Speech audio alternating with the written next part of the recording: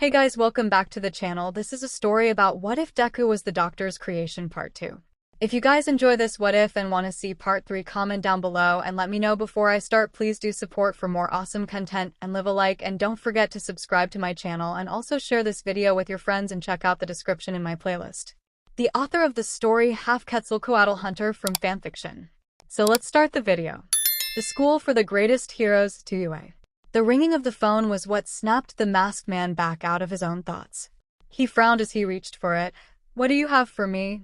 he asked, his tone demanding good news. The voice on the other end of the phone let out a sigh. "Nothing good, boss," the man sighed. "You probably already saw this morning's paper, right?" The masked man looked down at the offending piece of paper in front of him. "I've just gotten through reading it," he said. "The men I sent to break 𝗵𝗃𝗄𝐴 out of prison before he was put in Tartarus said that he's not happy about how that fight ended." "I'd imagine not," the man sighed. "I was taken off guard myself. Before I disciplined my subordinate, he told me that the kid who took the girl and fought 𝗵𝗃𝗄𝐴 was the same one that I shot." He growled. "And another thing he heard is that this kid's old man is that sneak thief, the Prowler." He heard that much before the cops showed up. The masked man furrowed his brow. "The Prowler, huh?" He frowned, having heard of the mercenary and his violent tendencies, then shook his head. "Doesn't matter. Where did they take the girl?" "The one place we can't go, boss," the man sighed. "They took the kid, the girl, and the kid's mom to UA high school." The masked man's grip on the phone tightened. "You cannot be serious?" "Boss, come on, you know I don't do jokes," the man grumbled. "And I sure as hell wouldn't joke about the source of the product." The man growled. "Don't you have anyone that has enough of a spine to sneak into the place?" he demanded. "It's a school, for fuck's sake." The man on the other end sighed again. "Boss, you gotta understand. Most of my boys are quirkless and are terrified of people that have them," he said. "And the guys that I've got that do have a quirk are really low on the chain, if you get my meaning. Weaklings." The masked man snarled.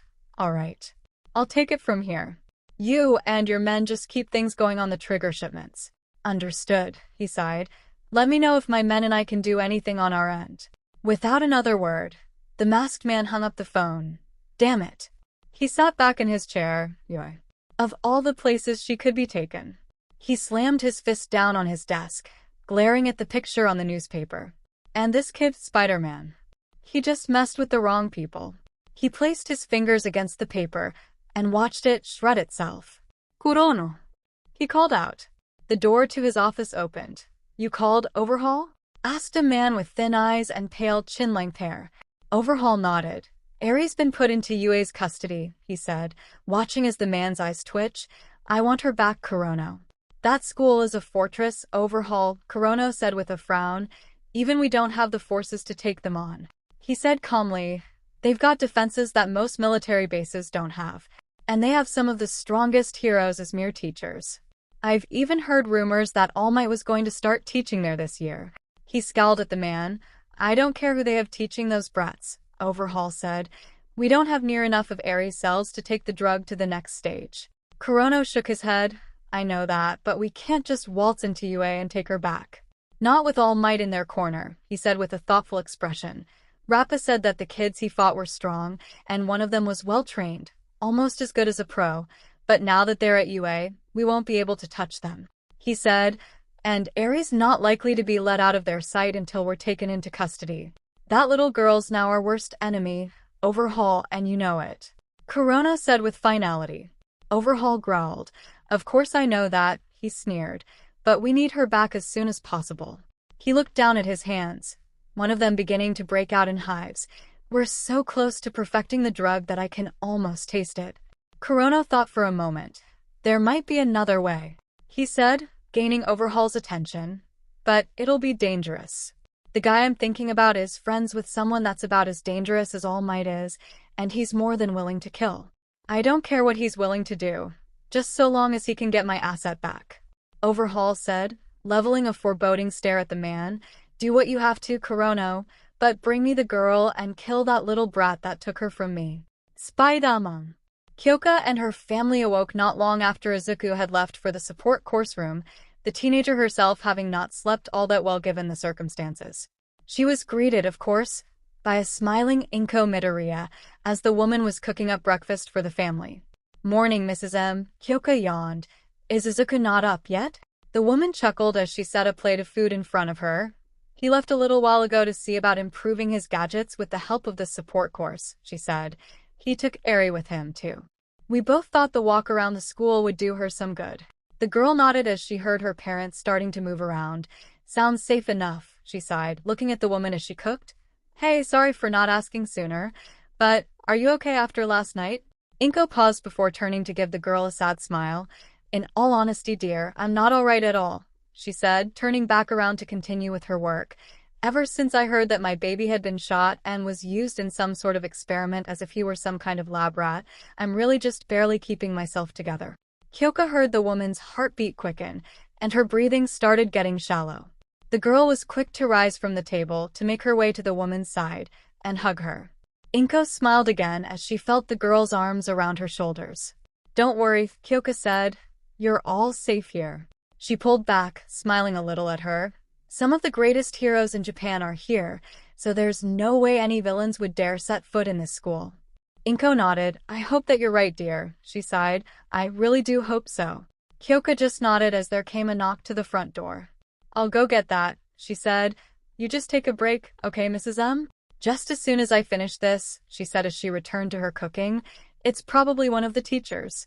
Kyoka nodded and went to the door, peeking through the peephole, and blinked.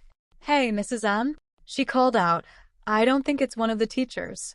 She opened the door as Inko came into the room, revealing a man with familiar frizzy hair and freckles across his nose. Inko gasped as the man raised his hand in greeting. Honey, I'm home.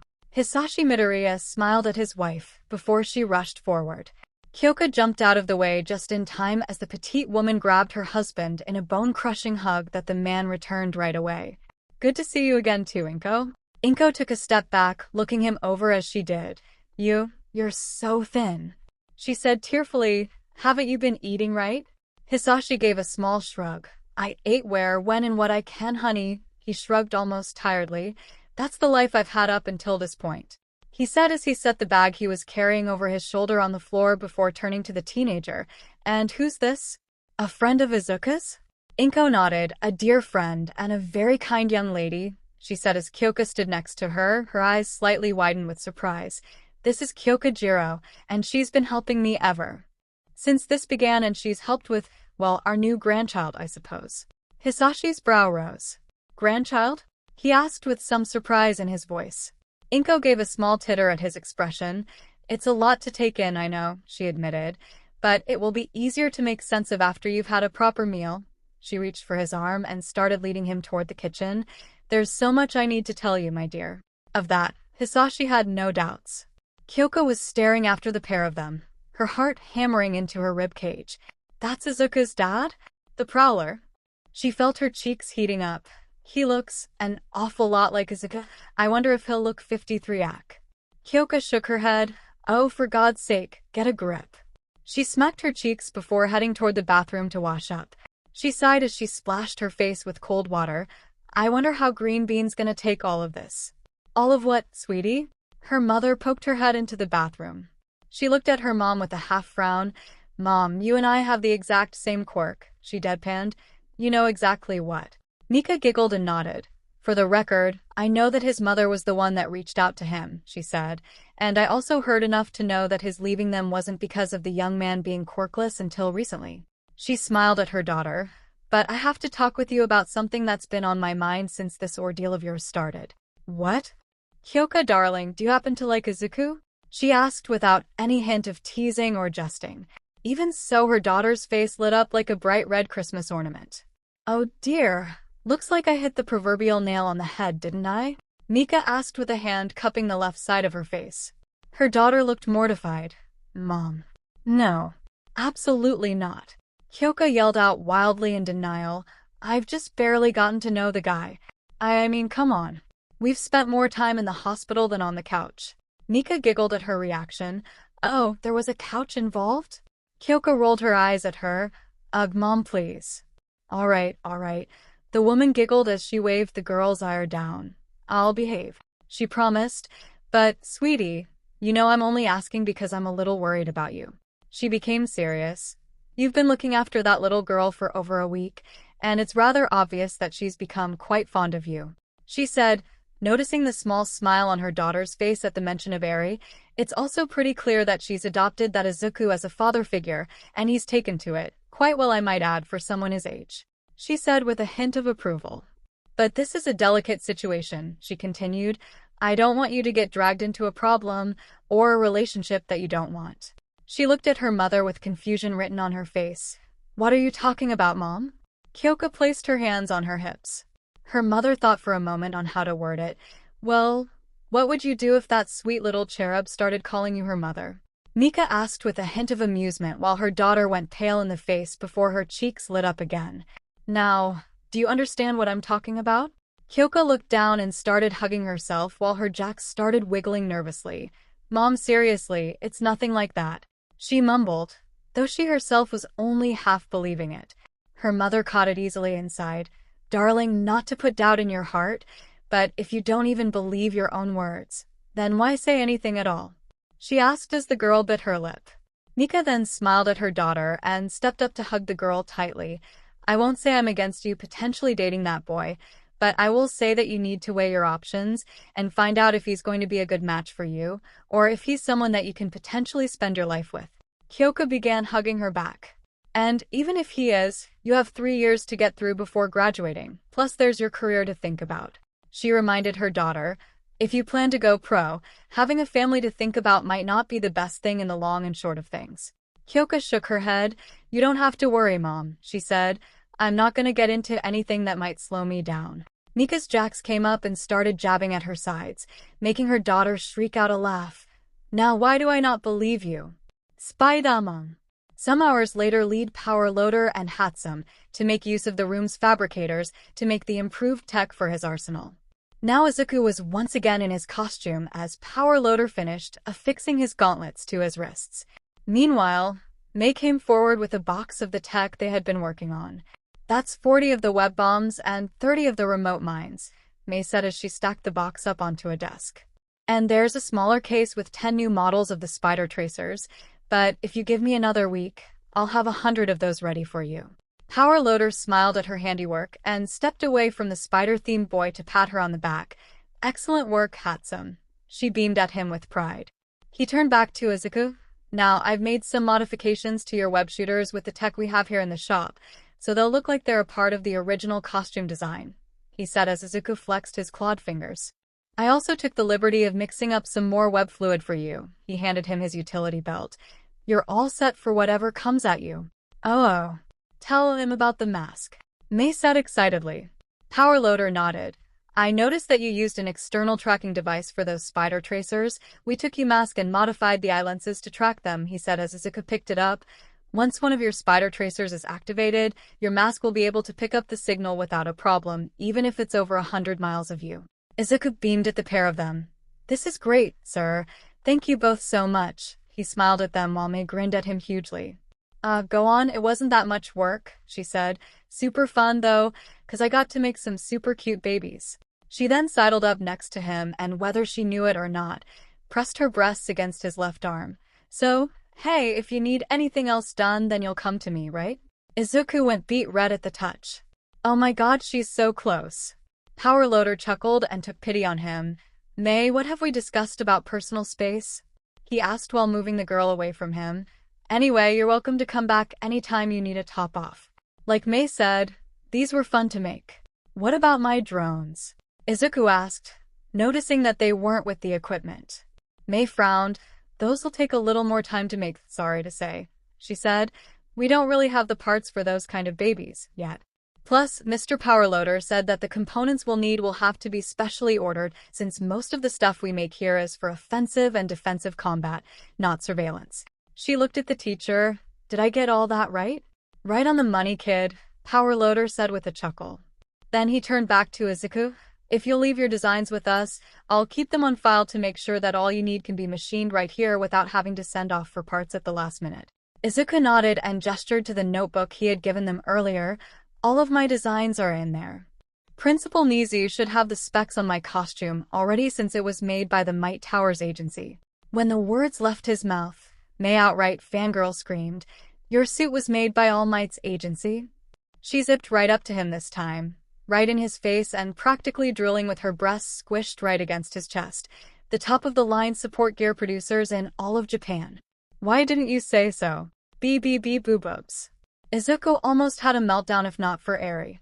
The little girl, who had been playing with a toy robot power loader had given her while they worked, glanced up at them while Mei was in Izuku's little bubble. Daddy, I'm hungry.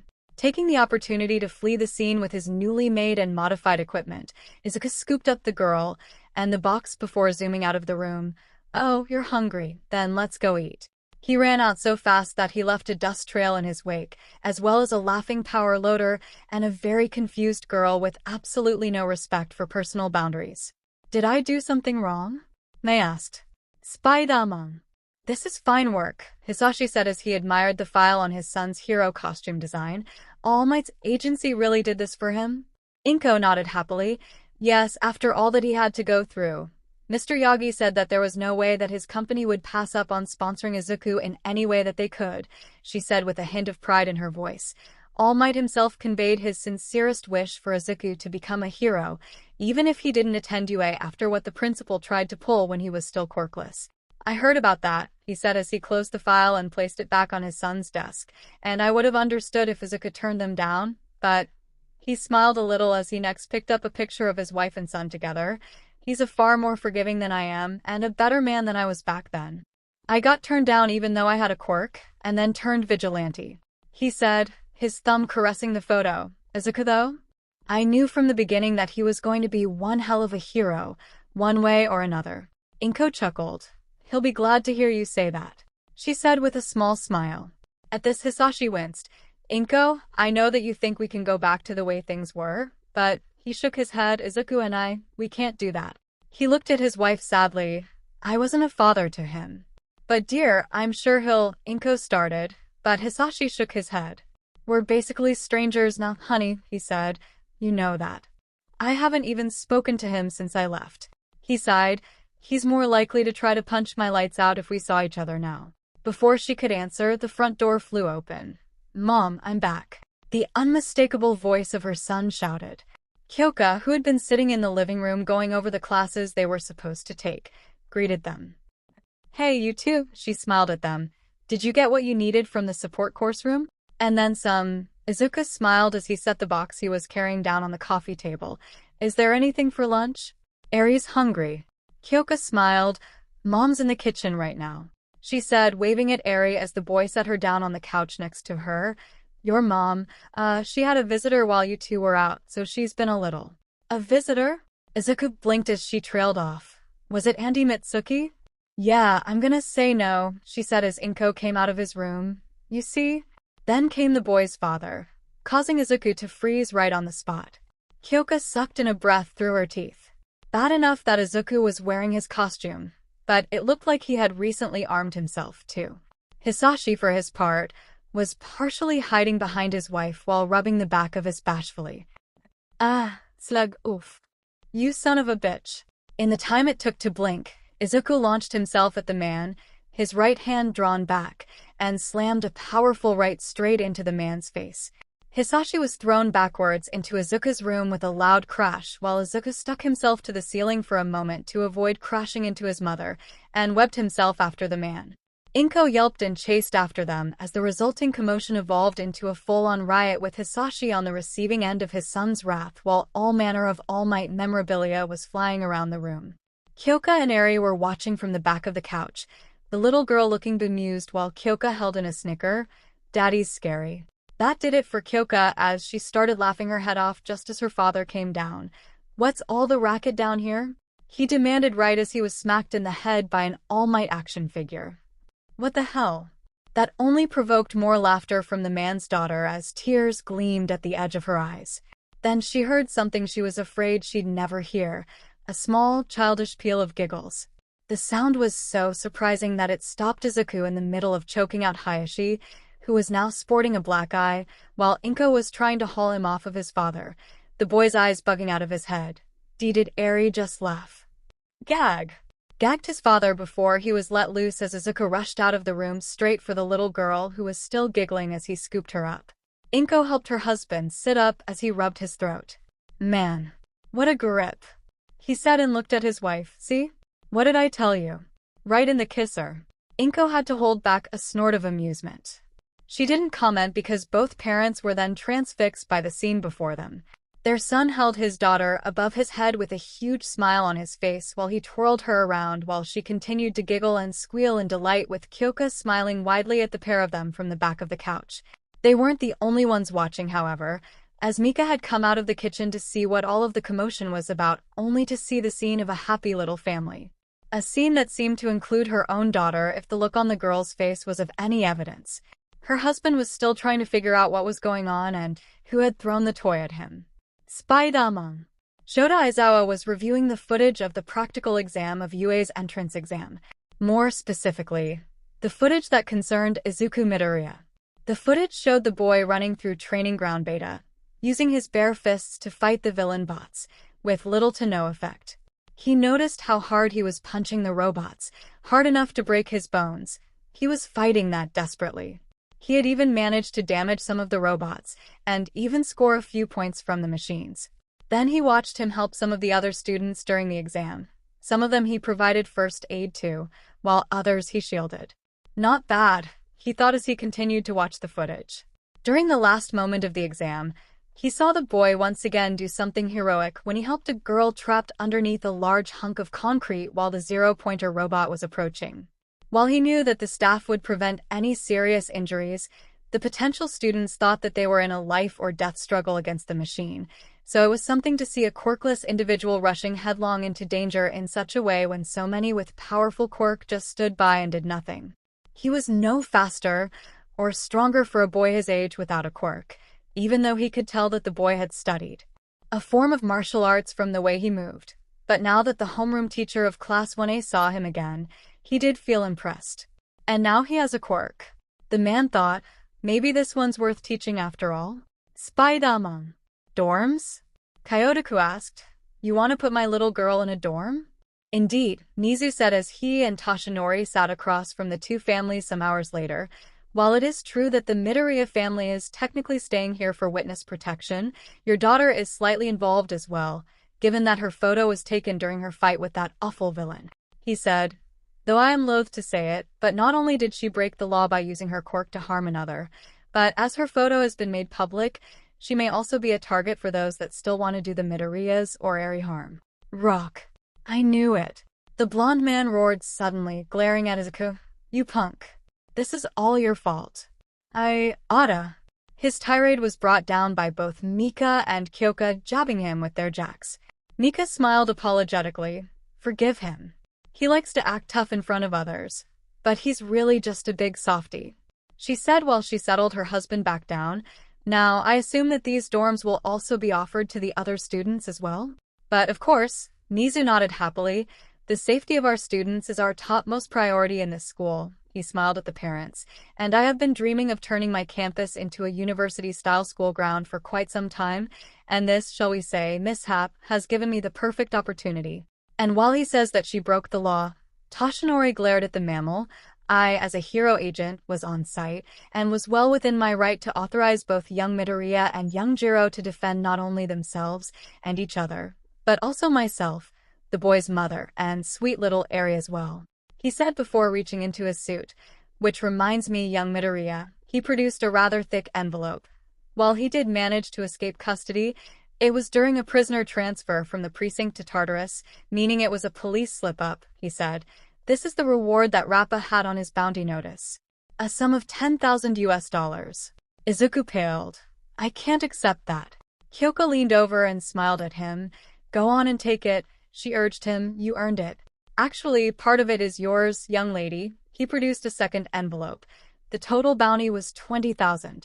Sweet. Kyoka had no trouble accepting the money. Thanks, Mr. Yagi. Toshinori chuckled and waved off her thanks as Izuku grudgingly accepted his own. Think nothing of it, my dear, he said. Besides, I felt that your efforts shouldn't go unrewarded, especially since 𝗧𝗵𝗲 is classified as a B-rank villain. The dorms will also provide the children a chance to further their bonds with their classmates and future partners in the field. Nizu went on. None of the students will need to fear being harmed by villains with so many heroes teaching here. especially since All Might has decided to settle here. Toshinori glared at the rodent. On your word that the Midoriya family will be treated well. Yes, of course, Nizu said. Izuku frowned. Well, what about Kyoka's parents? I'm sorry? Nizu asked. If Kyoka's identity is known to the villains that attacked us, then won't her family be targets, too? He reasoned. I mean, they came to my house just to take Eri from me, and if they think they can get to Eri through me, Kyoka or our parents then. Whoa, he's right. Hisashi pinched his brow. That's villainy 101 right there. Always be prepared to take hostages if frontal tactics fail. Kyoka sat back and looked at her parents, then back at the principal. Well, I don't mind staying in the dorms, but why not have another house like this built for my folks if that's okay? She offered her cash over to the rodent. I don't know if this will cover the cost, but… No. Nizu said hastily, I can't allow that. Midoriya is right. Your family should be offered our protection as well. He said, and it will cost next to nothing to build another home like this one. Cementos will have it done within a day, and we'll have it fully furnished as… Just a moment, Mika said.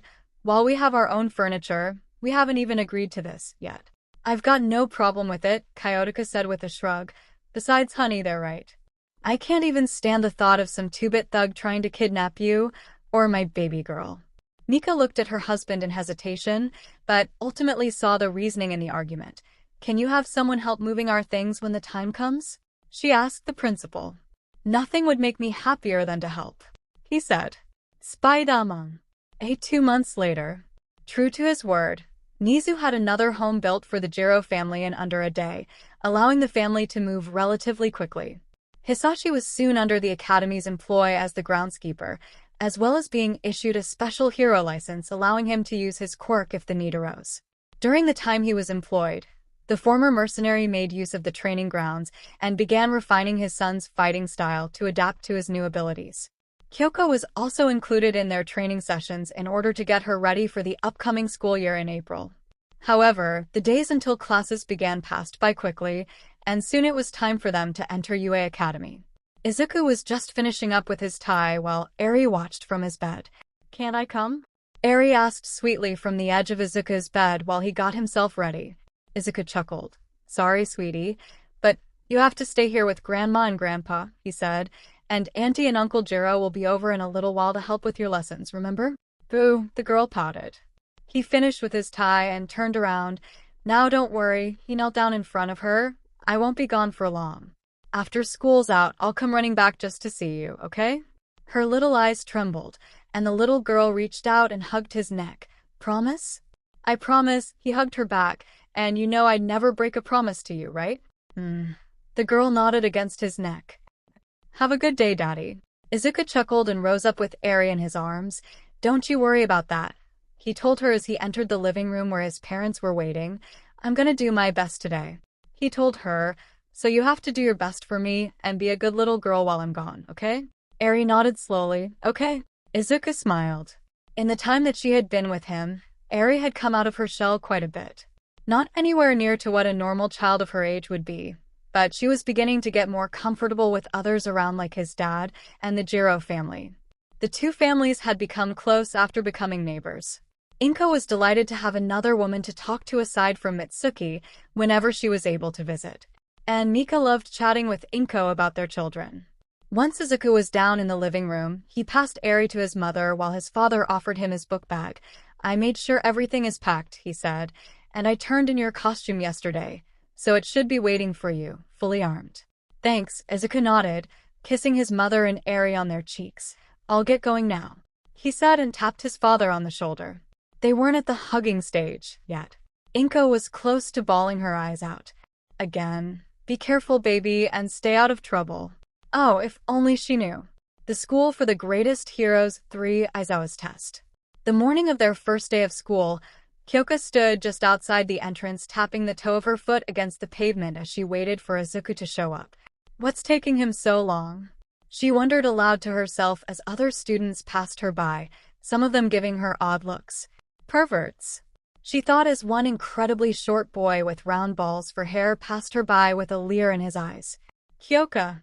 She heard a familiar voice calling out to her and turned to see her friend coming toward her at a jog. She felt a smile coming to her face at last as the boy stopped next to her. "Sorry I took so long." He apologized as soon as he reached her. 𝐒𝐭𝐲 just shook her head when she saw the state of his necktie. "I can see why, Greenie," she said before she reached out to fix it. "Your tie looks completely ridiculous." Izuku fought down a blush at her close proximity. Yeah, I'm no good with this sort of thing," he said with a waver in his voice as his heart sped up a notch. 𝐒𝐭𝐲's Jax didn't need to touch his skin to know that his heart rate had picked up, which made her blush as well when she realized that she was the reason for the sudden increase in speed. She turned her eyes down as she finished with his necktie and patted his chest. "They're nice and presentable." She stepped back and twirled around quickly, so he wouldn't notice the redness in her cheeks. "Now come on, Spidey, we don't want to be late on our first day." "Alright," Izuku hurried to catch up to her. "So what class are you in?" She turned her head slightly. "I'm in class 1A, she said and saw him beam. "You too?" Izuku nodded. "Yeah." The boy smiled excitedly. "This is great." 𝐒𝐭𝐲 hid a small smile. Ever since the two of them had basically become neighbors, she and Izuku had started to become close. "Great, huh?" She smirked at him. "What, can't bear the thought of being in a class without me?" Izuku's blush turned neon. "No. It's not that I don't. I mean what?" She spun on her heel with a snarky grin on her face. "You're too fun to tease, you know that?" She turned back around as the two of them entered the school and began searching for their classroom while Izuku just muttered incoherently. "So, how are things with Old Man Prowler?" she asked, referring to his father. Izuku blew out a breath. "Aside from the sparring sessions?" he asked. "He's trying to act like my dad, but it's not as easy as he's trying to make it seem." Her right jack reached over and lightly tapped him on the cheek. "At least give the guy some credit for trying," she told him. "I know it'll take a while, but you know it wasn't his fault, don't you?" The boy sighed. "You see? That's the problem. I don't know what happened." She looked at him in confusion. "He won't explain anything to me. And every time I ask, he says I'm too young to understand." He shook his head.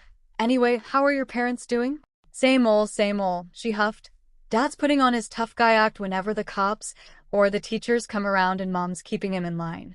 She stretched her arms over her head. "Moving into the dorms was the best thing to happen to me. I've never had a room be so quiet unless I was in the studio's soundproof room." She said, "You should swing by after classes let out and see the place for yourself." Izuku nodded. "I'll bring Eri by. She'll love seeing you again," he said with a huge grin on his face. 𝐒𝐭𝐲 giggled as they continued down the hall. "Hey, that reminds me." She pointed to the sonic choker around her neck. "Do you mind if I let the support course have a look at this?" she asked with a small blush on her face. "Don't get me wrong, I love it, but it's kind of bulky to wear." Izuku chuckled bashfully. "Yeah, I know what you mean," he said. "My web shooters were really bulky before Powerloader and 𝗧𝗵𝗲 got at them." He shivered as he remembered how excited May had gotten over some of his designs. "I should probably warn you, though. 𝗧𝗵𝗲 can be a little eccentric," 𝐒𝐭𝐲 put in. "That works." He laughed before they stopped in front of a huge door marked 1A. "Geez, that's huge. Must be for students with quirks that make them grow," 𝐒𝐭𝐲 reasoned as she reached out to open it.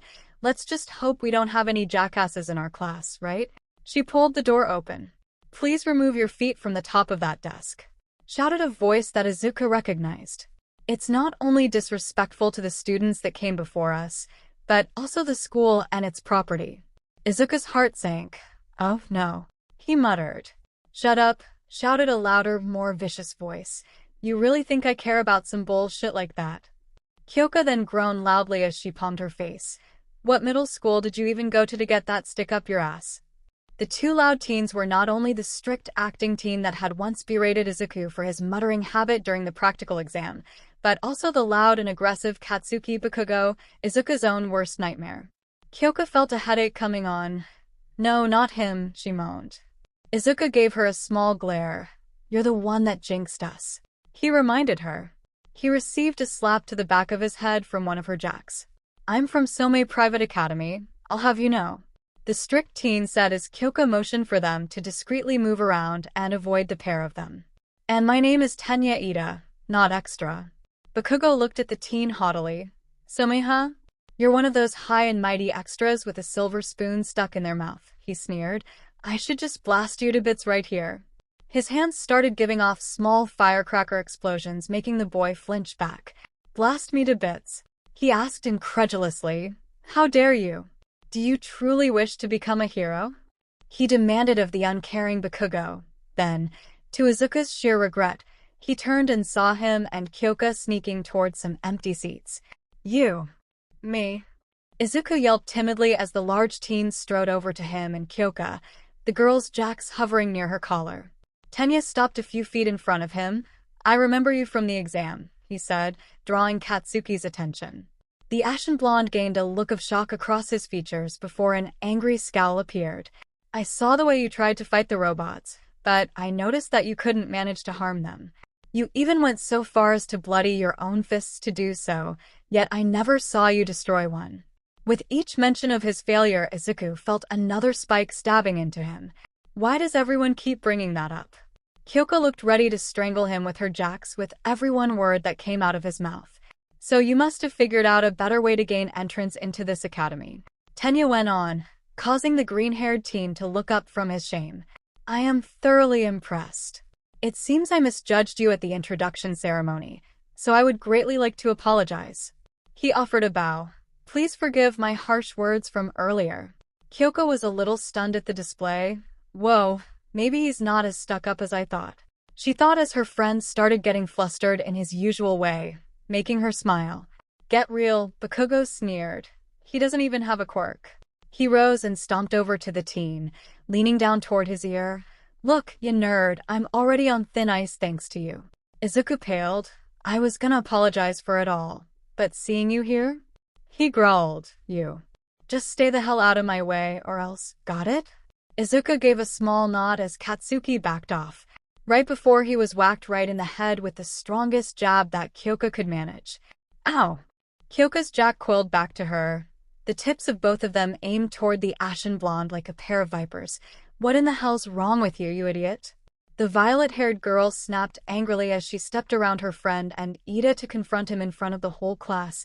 "I knew from the start that you had a bad attitude, but I didn't think you were absolute garbage." The blonde was furious. "The hell do you say to me, bitch?"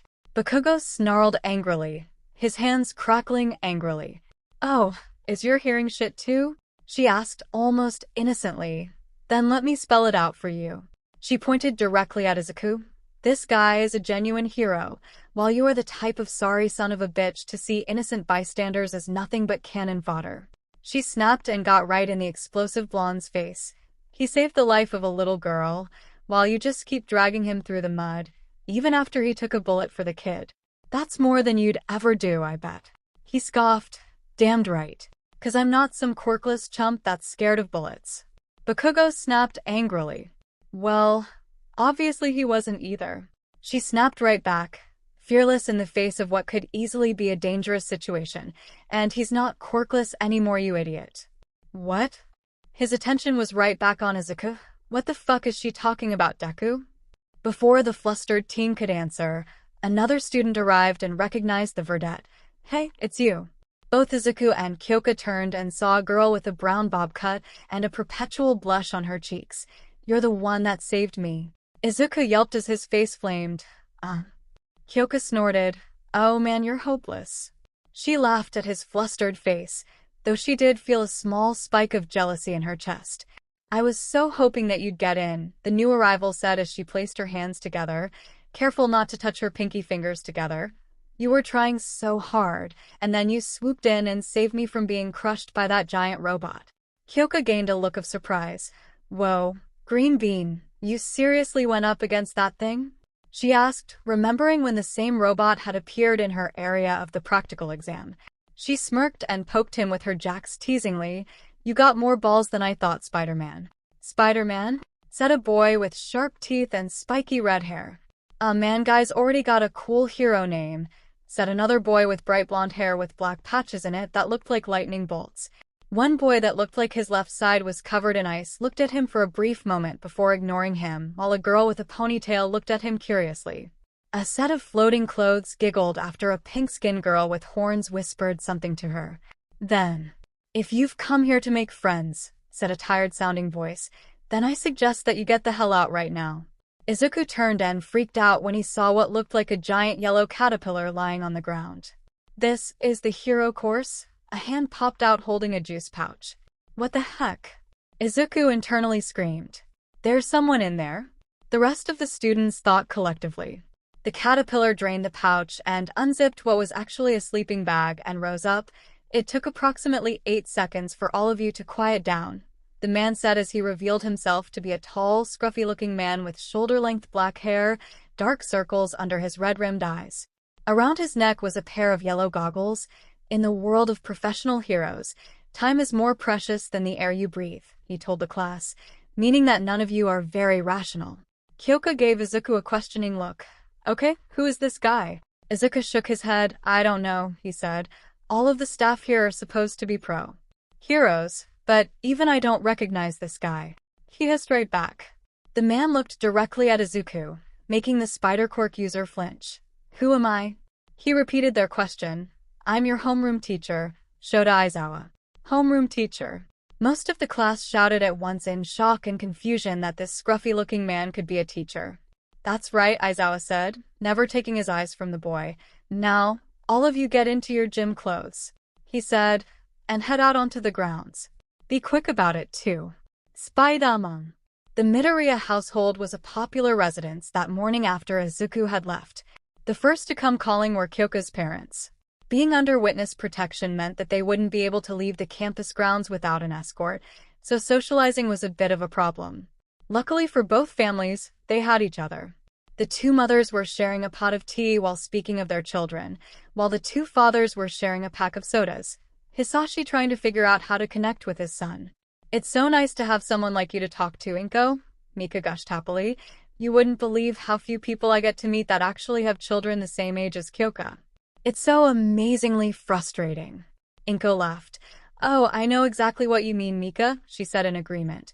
What with Izuku being formerly quirkless, not many of his classmates wanted to be friends with him, and those that interacted with him were absolutely horrid on the best of days. She said as she recalled how badly beaten her son would be when he came home at times. "That is so terrible," Kyoka's mother sighed, "and to think that Izuku's such a darling young man.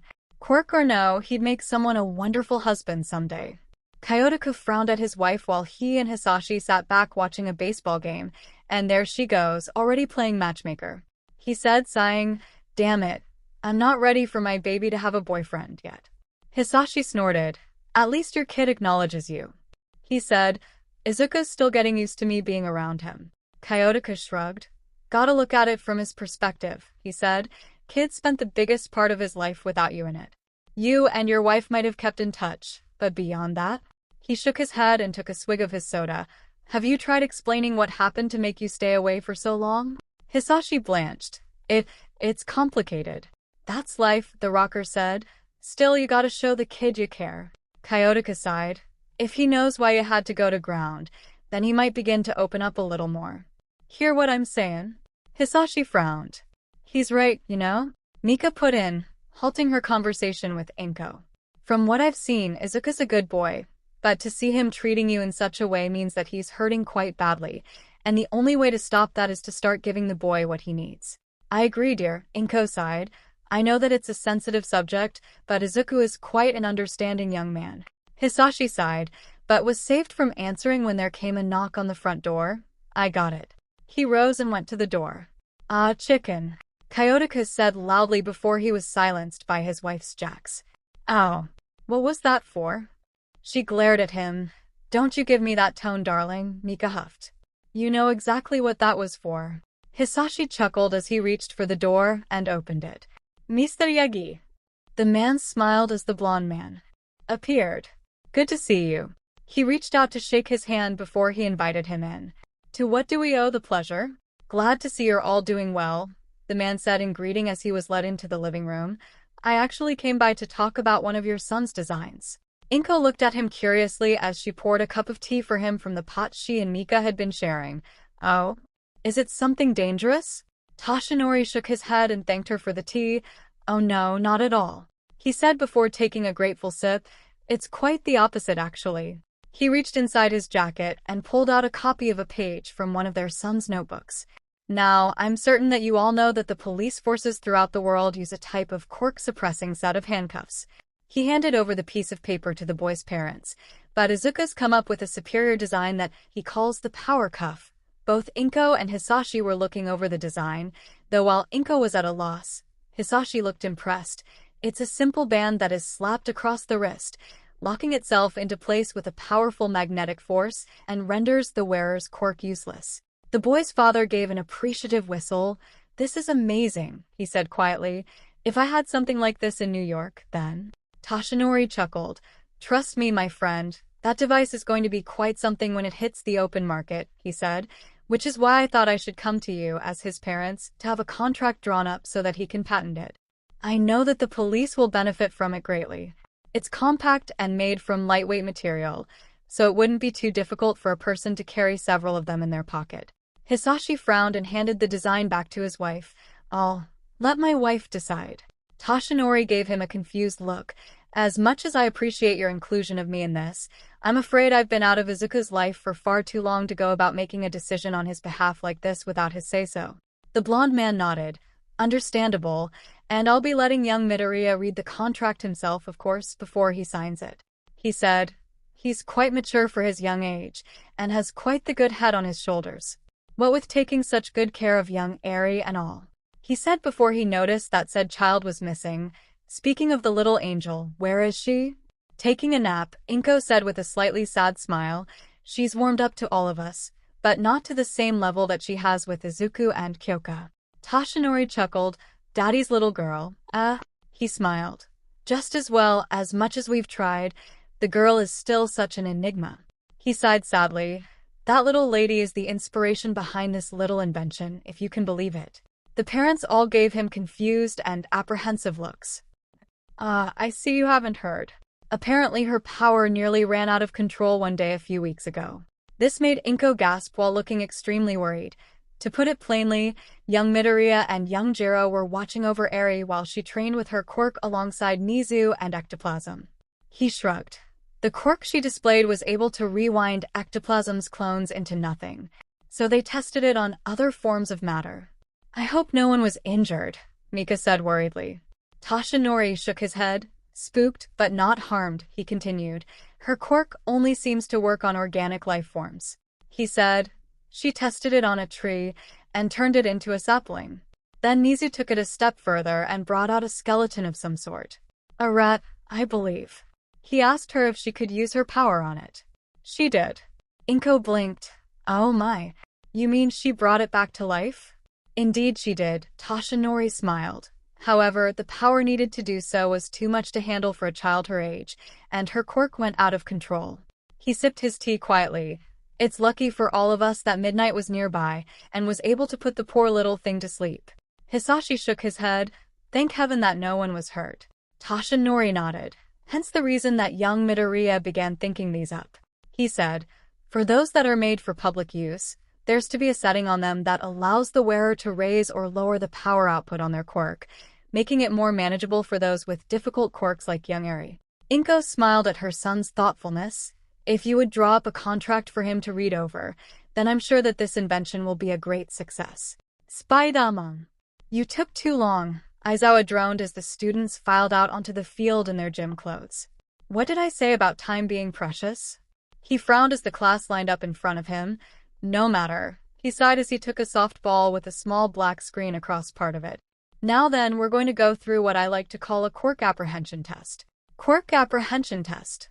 Izuku and Kyoka thought similarly as the rest of the class muttered. "What about the entrance ceremony?" the brown-haired girl, Ochako Yoraraka, asked. "Or guidance sessions?" Aizawa looked at her. "If you want to stay in this school to become a hero, then you don't have time for something so pointless and irrational," he said. "This is UA, where you wake up in the morning and hit the ground running, or else you fall behind and get kicked to the curb." "Kicked to the..." Tenya stammered. "What do you mean, sir?" he demanded as a feeling of absolute dread began to fall over Izuku's shoulders when he remembered something about one of UA's teachers. One of them had expelled an entire class the previous year. A very slow and disturbing grin began to form on Aizawa's face. "What I mean is that UA is known very well for the faculty's freestyle form of education," he said. "And my form of education is this. If you lack potential, then you not only fail my class, but you are no longer a student of UA. Dude, Kyoko whispered frantically to Izuku. Is he for real? I think so. Izuku nodded slowly. Midoriya. Aizawa shouted, come here. Izuku's back straightened as he marched forward. Airways, Mr. Aizawa. I was one of the judges during your practical exam. Aizawa stared down at him with the ball in hand. As I understand it, you were quirkless at that point, and until fairly recently, correct? He asked, making the boy look down in embarrassment. But, as luck would have it, you gained a quirk through questionable means. And our principal has been outright threatened in order to allow you entry into this school. Hey! Kyoko shouted indignantly as the other students stared at the teen's back. He never asked anyone to do that for him. Aizawa's eyes flashed red at her. Be quiet, he commanded, and the girl immediately clammed up, allowing him to return his attention to Izuku. I will be honest with you, Midoriya. All Might and his type of hero, I don't care for them one bit. You're here because of them, so you'll find me pushing you harder than anyone else here today. Why? Because I want to know that you're worth training. If you succeed, then you stay. Fail and you're out. Is that understood? Izuku gulped. What would you like me to do? First off, how far could you throw a ball before your quirk emerged? He asked, handing the boy the ball. Izuku shook his head. Not far, even after I took martial arts lessons. He said, and Aizawa waited. About 50 meters, give or take? Aizawa nodded. Now that you have a quirk, I want you to use your full strength to throw this as hard and as far as you can. He said and directed Izuku to a circle drawn onto the ground. Do whatever you need to do as long as you do not step out of the circle. Izuku nodded. Katsuki just scoffed. Losers outta here like last week's garbage. Shut up. Kyoko snapped at him. She then turned her attention to the boy. Come on, Greenie. Show these jerks what you can really do. Izuku offered a small smile in her direction. But the truth of the matter was that he really hadn't had any chances to really test out what he could do outside of his father's sparring sessions. But, he told himself as he began to wind up, I've got to try. Hey, someone hissed at her from behind. She turned and saw the spiky red-haired boy with sharp teeth. Did he seriously take the test while he was quirkless? Kyoko leveled a glare at him. What's it to you if he did? She crossed her arms. You got a problem with someone being quirkless? To her surprise, the boy seemed to be impressed. Heck no. That's super manly of him if he did that. He said, all of us had quirks, but he went in with his bare fists. Just like a real man. Tenya was looking at the boy with newfound respect. He was quirkless during the exam? He really risked his life to help me then, Ochako muttered, remembering how he had struggled to lift a slab of concrete off of her. Meanwhile, Izuku was about to make his throw. Spider strength, don't fail me now. He drew back his arm and threw with everything he had. The ball sailed from his open palm and high into the air with the burst of a sonic boom. Then it arced and began to descend. As it hit the ground, Aizawa's phone beeped, showing him just how far it had gone before its descent. His eyebrows rose. And even 5,000 meters. Aizawa said out loud, stunned. That's over 3 miles. Izuku was stunned when he heard the man's claim, as were the rest of the class. The moment, however, passed as the boy with dyed red hair showed and cheered for him. Yeah. Way to go, Spider Dude. He shouted out as the others started applauding the impressive throw. That was so manly. Katsuki was staring at the formerly quirkless teen in shock, his mouth hanging open in absolute confusion. Impossible. The boy's thoughts rambled through his mind. There's no possible way that he could have a quirk. The more he thought about it, the angrier he became. This is payback, isn't it? A few rows down from him, Kyoko shouted. Yes. She jumped up happily. See. I told you he had a quirk, you loud-mouthed Pomeranian. That was the last straw. DEKU. Katsuki blasted off toward Izuku. How the fuck did you do that? Izuku saw him coming and panicked. Aya!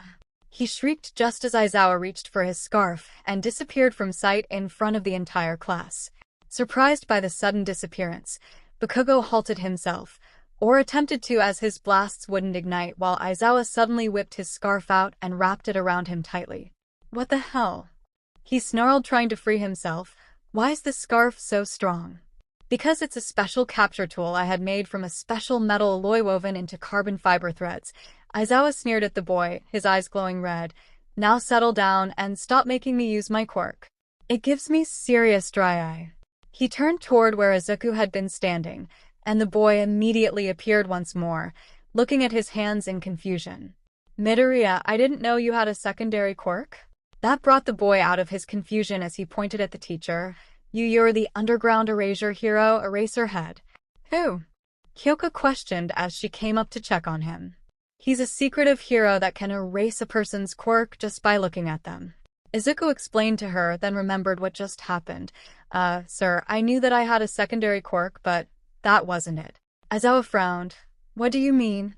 Kyoka sighed as she felt another headache coming on. Sir, his quirk is basically a huge mess of spider-like abilities, she said and started counting off on her fingers. Enhanced physical abilities. He can stick to any surface with his hands and feet and even run on the sides of buildings without losing his balance. That was just 2 fingers. He can also build up some kind of electrical charge and use it to blast someone when he punches them. I've seen him do that twice, and now this. She gestured to the freckle-faced boy. Aizawa looked like he was mentally taking into account what the girl said, but the rest of the students were gobsmacked.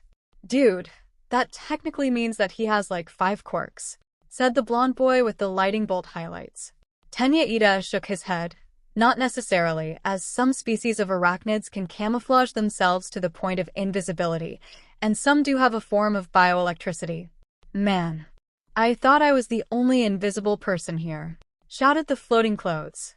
The teacher just groaned. Just what I need, not just 1 but 3 problem children.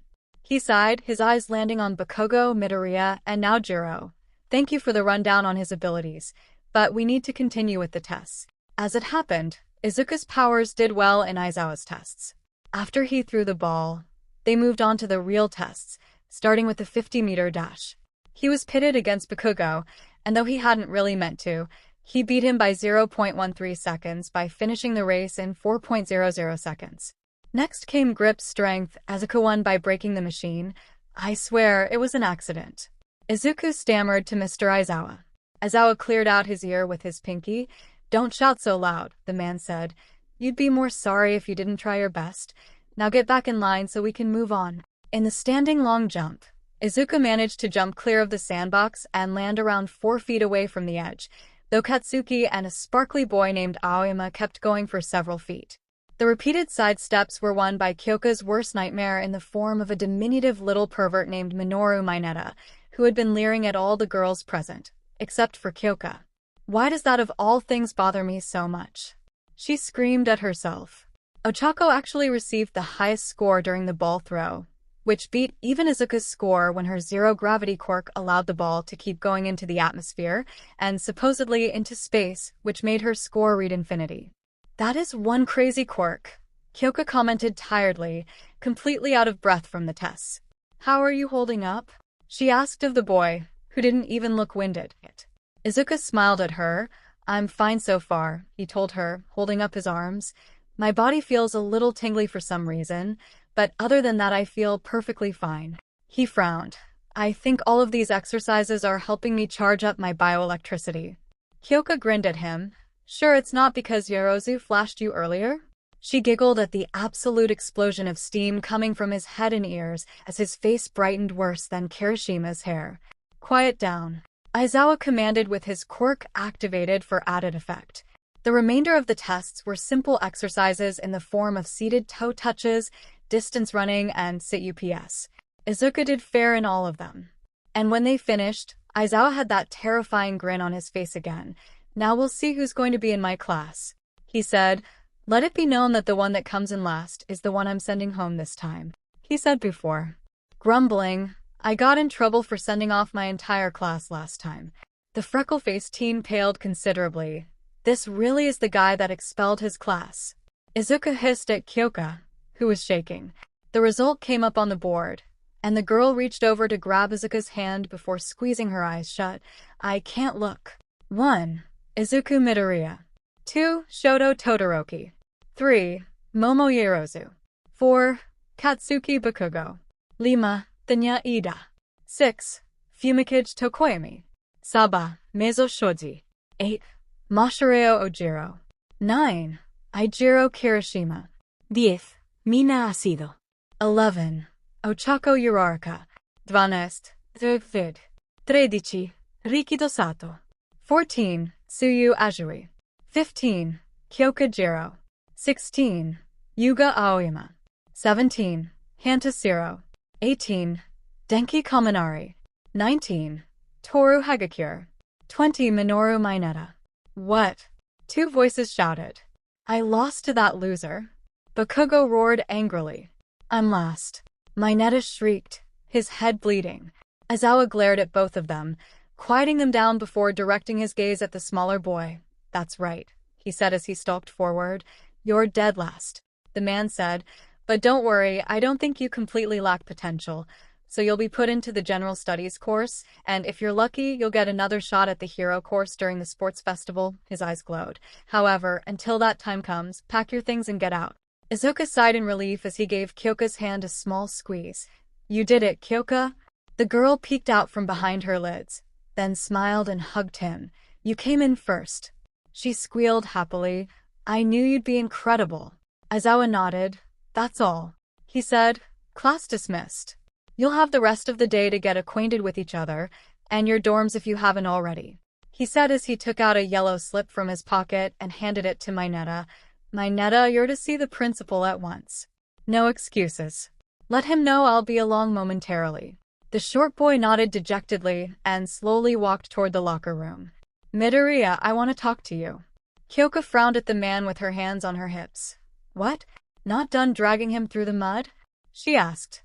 Aizawa gave the girl a look. The fact that I'm overlooking your rude behavior toward a faculty member should speak volumes, Jiro. She crossed her arms, her jacks floating around her head threateningly. It would speak volumes if you knew just how hard Izuku worked to get this far, she muttered snarkily. He frowned at her while the boy hurried up to him to avoid any further confrontation. Look, Midoriya, I'm not going to apologize for singling you out. The boy looked at his feet, used to such treatment from his former teachers. However, I will say this. The boy perked up. While I watched you during the practical exam, I noticed that you rescued a great many students at the risk to yourself. You even risked being injured by the zero-pointer. Izuku shrugged. I couldn't just stand by and do nothing, sir. I know, the man nodded. Which is why I wanted to accept you into the hero course, even when you were quirkless. Izuku's eyes widened. You have what it takes to be a good, maybe even a great hero, he explained, and you showed this school that its examinations are flawed. He gave the young man a small grin. The boy I just removed from the class will be replaced by another like yourself.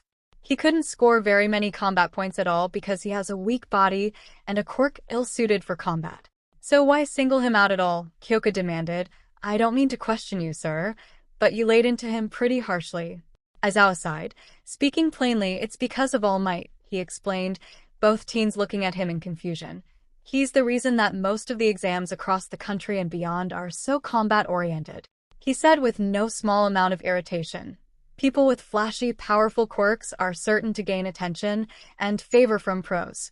And you've already got Japan's #1 hero vouching for you, so you'll understand why his interference caused me to be a little more excessive. Izuku sighed. No, sir, I understand, he said. I honestly didn't want to stand out all that much unless I was trying for a work study or internship. Understandable, he nodded. However, just know that I am expecting great things from all of my students, and that goes doubly so for you. He said, do not let your newly developed quirk go to your head like some people do, such as that boy that tried to attack you earlier. He advised with a frown, people with powerful and flashy quirks tend to become arrogant and petty, and I don't want to see that happen to you. Also, you appear to have more than a few surprises up your sleeve if that invisibility power of yours was unknown to you until now. He continued as the boy looked down at his hands, both of which began to fade in and out of visibility. Well, like Ida said, some spiders can camouflage themselves to the point of near invisibility, so I guess that's part of my quirk, too. Izuku reasoned. Aizawa smiled that wide smile again. Well, you're going to have to do it again and soon. He told him, tomorrow is going to be outright combat training against other students. Izuku and Kyoka looked at him in surprise as he warned them, so you're going to need every advantage you can get. so don't hold anything back from now on. He turned and headed back toward the school. This the 𝐒𝐩𝐢𝐳 Academia, kid, where we go beyond our normal capabilities. That's what plus ultra means. Spider-Man. So, Kyoka muttered as she and Izuku walked back toward their homes. Some first day, huh? Izuku nodded tiredly. You can say that again, the vedette sighed. Not only did we get put in the same class as Kaken, but our teacher is terrifying. He shivered. I don't think my heart can take another day like this one. The purplet snorted. Like Aizawa said, this is UA, she said, where you hit the ground running or get left behind in the dust. She thought about the short stack of a kid that had been kicked out of the class just a few minutes ago. We need to keep our guard up. Just like we would if we were back on the streets. The verdette boy groaned. I think I'd almost rather face those people that are after Eri. Kyoka giggled as she slugged him in the arm with her school bag. You did pretty good against that giant prick that came after us when we made a run for it. She smirked as the boy blushed bashfully. Speaking of which, what did you do with half of the reward money? Not a thing, Izuku sighed. Come on, Kyoka. My family's pretty poor, you think I'd know what to do with that much money? The girl for a second, then smirked at him. That's okay, she giggled. That just means you can take me on some really awesome dates. Her words had the desired effect as Izuku's face flushed crimson. His voice was higher than she'd ever heard it.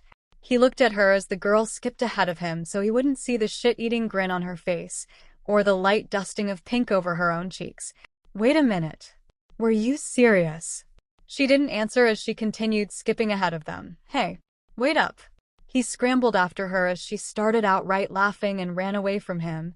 Kyoka, you're cute, green bean, the girl thought happily, but you're so clueless. She ran toward the dorm buildings and slowed down once she was through the gates. Hey, Jiro. She heard someone call out to her.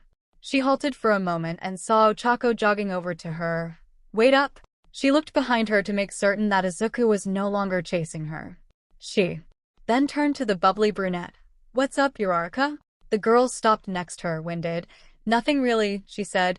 Yaoyorozu and the other girls in our class are having a get-together in her room, and they wanted to make sure you were invited. Sounds cool, Kyoka smiled. Tell them I'll be there. She said before looking at her. What time? Ochako shrugged. It's at 6 o'clock, she smiled before turning to leave. I'll see you later, okay? She waved at the girl as she ran toward the dorms, smiling. Get together, huh? She muttered, thinking of Eri for a moment. I should probably text Izuku and let him know what's going on. The school for the greatest heroes for combat training. Spider-Man vs. Plastique. Overhaul was not the most patient of people. When Kurono had told him that he knew someone that could help them, he had expected that person to be there within a few minutes. But the reality of the situation was that it took a full day before Kurono returned with an old man in tow. The man that was led into his office wore a clean, sharp suit with a blue necktie and sported a bushy mustache and gear-shaped goggles. I'm told, said the portly man, that you wish to make use of my services? Overhaul frowned at the man, then looked at Kurono. Is this some sort of joke? Only if you find it funny, the man said. I assure you that this man can help us. He is, after all, a man that can replicate quirks. Overhaul's eyes widened above his plague mask. Replicate? The rotund man chuckled and removed his hat in a sort of mock bow. One of my greatest achievements, however, it is not my true masterpiece. He smiled widely, his blue eyes glinting behind the goggles. I have yet to unleash my true magnum opus upon this world, as one would commonly say. He chuckled as he seated himself, much to Chisaki's annoyance as he hadn't given him leave to sit. And this young man tells me that you have a rather unique situation, and an even more so opportunity. Overhaul frowned, but relented, in a manner of speaking. Yes. The man spread his hands out in front of himself. Then this may yet prove to be beneficial for the both of us. He grinned that perverse grin again, a sight that made Overhaul cringe internally. There was something off-putting about this man. The problem is that the subject that I was using for materials is beyond my reach now, Overhaul said, and none of my men think it wise to make a move on her location. The man nodded. Ah, yes, that absurd hero school. The man scoffed. Oh, but what a treasure trove of potential crops. He sighed almost dreamily. If I could harvest samples from the students there, I could almost die a happy man. Kurono saw the chance to bait the proverbial hook. Then why not help us retrieve our asset? he asked, and Overhaul noticed that there was a slight tremor in his voice. He was afraid of this man. You have superior forces, and many of them are loyal to you to a fault. Help us secure the girl, and then your forces can harvest as many samples as you want, and even strike a blow against UA's famous reputation. The man chuckled in his throat. You certainly know how to tickle an old man's fancy, my young friend, he said as he reached up to twirl his mustache. As it so happens, the man that I currently work for is planning an attack on the school soon. He smiled. And my beautiful children will finally have their chance to shine. If by chance this asset of yours crosses my men's path, then I shall, indeed, make a bid for her. He sat back and laced his fingers together. Provided that you can make it worth my whiles. Overhaul sighed. If it's money you want, then. Money is not what I desire, the old man interrupted. Overhaul gripped his hands together in silent anger. He hated being interrupted. You already know what exotic delights can sate my palate, quirks. Powerful and unique quirks. He pointed a finger at the younger man. Yours. Overhaul nearly choked. You want. He controlled himself quickly. You want to take my quirk from me? I do not have that type of power, the man said. What I meant was that I want a sample of your DNA with your active quirk genes. He clarified. I've heard a great deal about you from those that fear your reach, 𝐒𝐻𝐳. Overhaul's eyes narrowed. The young head of the 8 Precepts of Death Yakuza group, a dying breed of criminals that have been smuggling trigger and quirk erasing bullet, I believe. Kurono flinched. I never told you any of that. He shouted at the man while he laughed. Ha, I have eyes and ears all across the world, my dear boy, he chuckled. My particular quirk has allowed me to do many things these last 200+ years.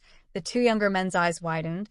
I have seen quirks from the very first child and all the way up until this point, and I will say that yours is quite possibly the most powerful one I've seen to date. He smiled widely as those beady eyes leered at Overhaul. A quirk that can disassemble and reassemble living and non-living matter on the cellular level without any adverse effects. And your subject, a child if I'm to believe what I've been told, has the power to rewind a person's body to the point of non-existence if she were to lose control. But you're engineering her quirk genes to target other quirk genes and wipe them out. He smiled. Such a marvelous quirk this little darling has. Overhaul felt his sanity slipping. You know a little too much for my liking, old man. He began to slip off his gloves. As informative as this meeting's been, I can't just let you walk away. Indeed, were I in your position, I'd want to silence me as well. The man's grin only grew wider, almost impossibly so. Glad we can understand each other. Overhaul started to rise. Don't worry, though, I'm told there's only a minor bit of discomfort. The man chuckled once again. Oh, you misunderstand me, my dear boy. He placed his hat on his head and glared at him from beneath the rim with a wide smile on his face. I was merely stalling for time, you see? Kurono's eyes widened as he turned a fraction of a second too slow. Boss! His shout came too late as a large warp gate appeared behind Chisaki. Overhaul turned and was suddenly grabbed from behind by multiple hands that had appeared out of the shadowy portal. What the hell? The hands holding him grasped his wrists and shoved him down onto his desk as another appeared and forced his head down. Now, boys, do be careful to keep his hands from touching anything, the man said in a jovial tone as he rose from his seat. And Mr. Kurono, was it? He looked at the white-robed man. I wouldn't try anything if I were you. His sickening smile was now impossibly wide. My children are more than strong enough without their quirks to snap your master's neck at the snap of my fingers. He strode forward, taking a syringe from his pocket. Now, then, he stood directly above Overhaul's neck. I'm afraid that there will be a little more than some minor discomfort. As Overhaul felt the needle against his skin, the man then whispered, Oh, that reminds me. His eyes glinted balefully behind his glasses. All for one sends his regards. Spider-Man. The next day when Izuku tried to go to school, he found out that Eri was having absolutely none of it. But Daddy, I don't want you to go. The child whined frantically whilst holding onto his pants leg, refusing to let go. You went to school yesterday. Why do you have to go there? Again? Well, I have to if I'm going to become a hero, Izuku said, trying to reason with the child, but she didn't seem to want to accept it. He was going to be late at this rate, even though he was sure the teachers would understand. At least he hoped that they would. Eri, Hisashi began. You really shouldn't. but a hard look from his son stopped him. Apparently, anything concerning Eri was stepping across his son's line. 𝐭𝐸𝐲 decided to step in. "What he means, dear, is that going to school is very important to young people," she said. "You know the lessons I've been giving you every day? Teaching you to read and write, mathematics, and other things?" Eri gave a shy nod. "Well, Izuku's doing that too. Just more of it so that he can be a hero and a better father to you, dear," she said. "So what do you say? Won't you let him go?" Eri's lip trembled, and Izuku noticed that her little horn began to glow faintly. "But I get scared when Daddy's not with me," she said in that tiny little voice of hers that completely broke through Izuku's walls. Taking a deep breath, he leaned over and picked the little girl up in his arms. "You can come with me," he said with a smile, then tapped her on the nose, attempting to sound stern. "But just for today, all right?" Eri's eyes brightened. "Really?" "Yes, really," Izuku said, laughing at the sudden change in her mood. "But it's gonna be scary. We have combat training today." As Eri smiled happily, he noticed her horn's glow had dimmed down to nothing again, though its size had increased slightly. "I hope May gets that prototype ready soon," he said, afraid that the little girl's power would run out of control again. 𝗵𝐸𝐲 fidgeted nervously. "Are you sure that's a good idea, sweetie?" she asked, more concerned for her grandchild. "Won't the fighting scare her?" Both she and Hisashi knew that the more stressed the child became, the more energy she built up in her horn. Izuku sighed while giving her a slow nod. "Probably, but Kyoko will be there in case things go badly," he told her, Eri's face lighting up again at the mention of her second favorite person. "She knows how to keep her calm." "I need to go on patrol," Hisashi said as he grabbed up his bag containing his costume. As he made for the door, he leaned down to his son's ear. "For what it's worth, you're doing a better job than I ever could." "That's because I'm here for her," Izuku snapped quietly. "And I always will be." Hisashi nodded. "Good."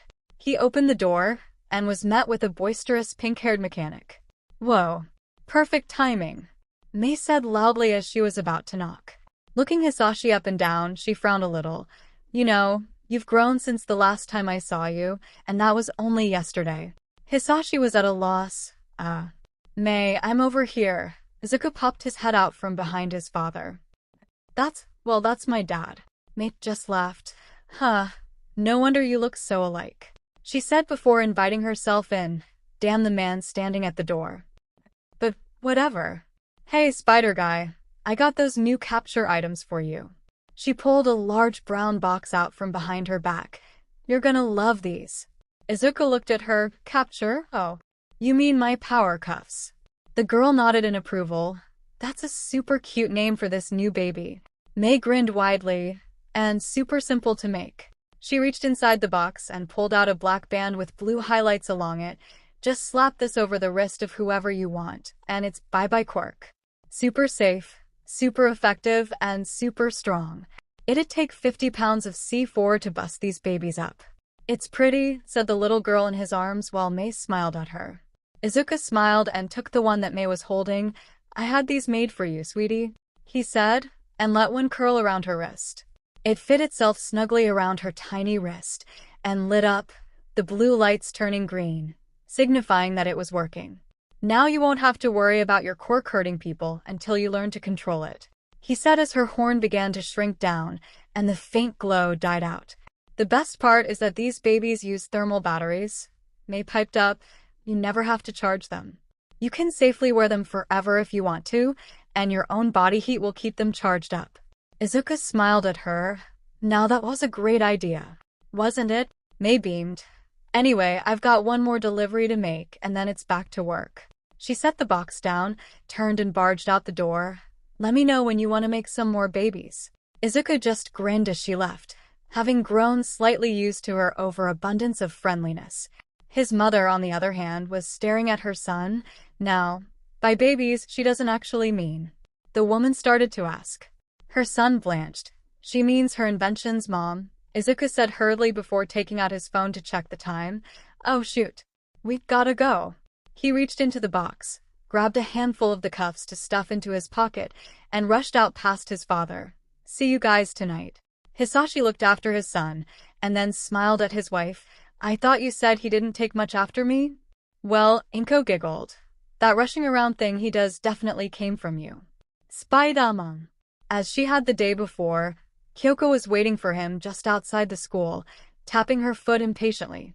When she saw him, however, her irritation immediately melted away since he was carrying little Eri on his shoulders. "Morning, you two." She waved at the little girl on his shoulders, who waved back slowly. "I take it she didn't want to let you go this morning?" Izuku chuckled bashfully. "Yeah," he said. "Sorry to make you wait on us." "It's cool." She turned and headed inside the school with him falling in behind her. "Homeroom doesn't start for another 5 minutes, so we should just make it before Iida gives us a ticket for tardiness." Izuku grinned. "He can do that?" He laughed. Kyoko giggled. "What if he could?" "Daddy, what's a ticket?" Eri asked. Kyoko looked up at the little girl with a smile. "It's nothing you need to worry about, sweetie," she said, then leaned over to Izuku's shoulder. "Is she gonna be okay, though?" "Her quirk." Izuku shook his head. "May delivered the power-dampening cuffs this morning, and Eri's wearing one of them." He pointed to the band on the little girl's wrist. "She couldn't use her quirk now even if she wanted to." He smiled. "And it's totally safe. None of the build-up she felt when we were teaching her how to use her quirk."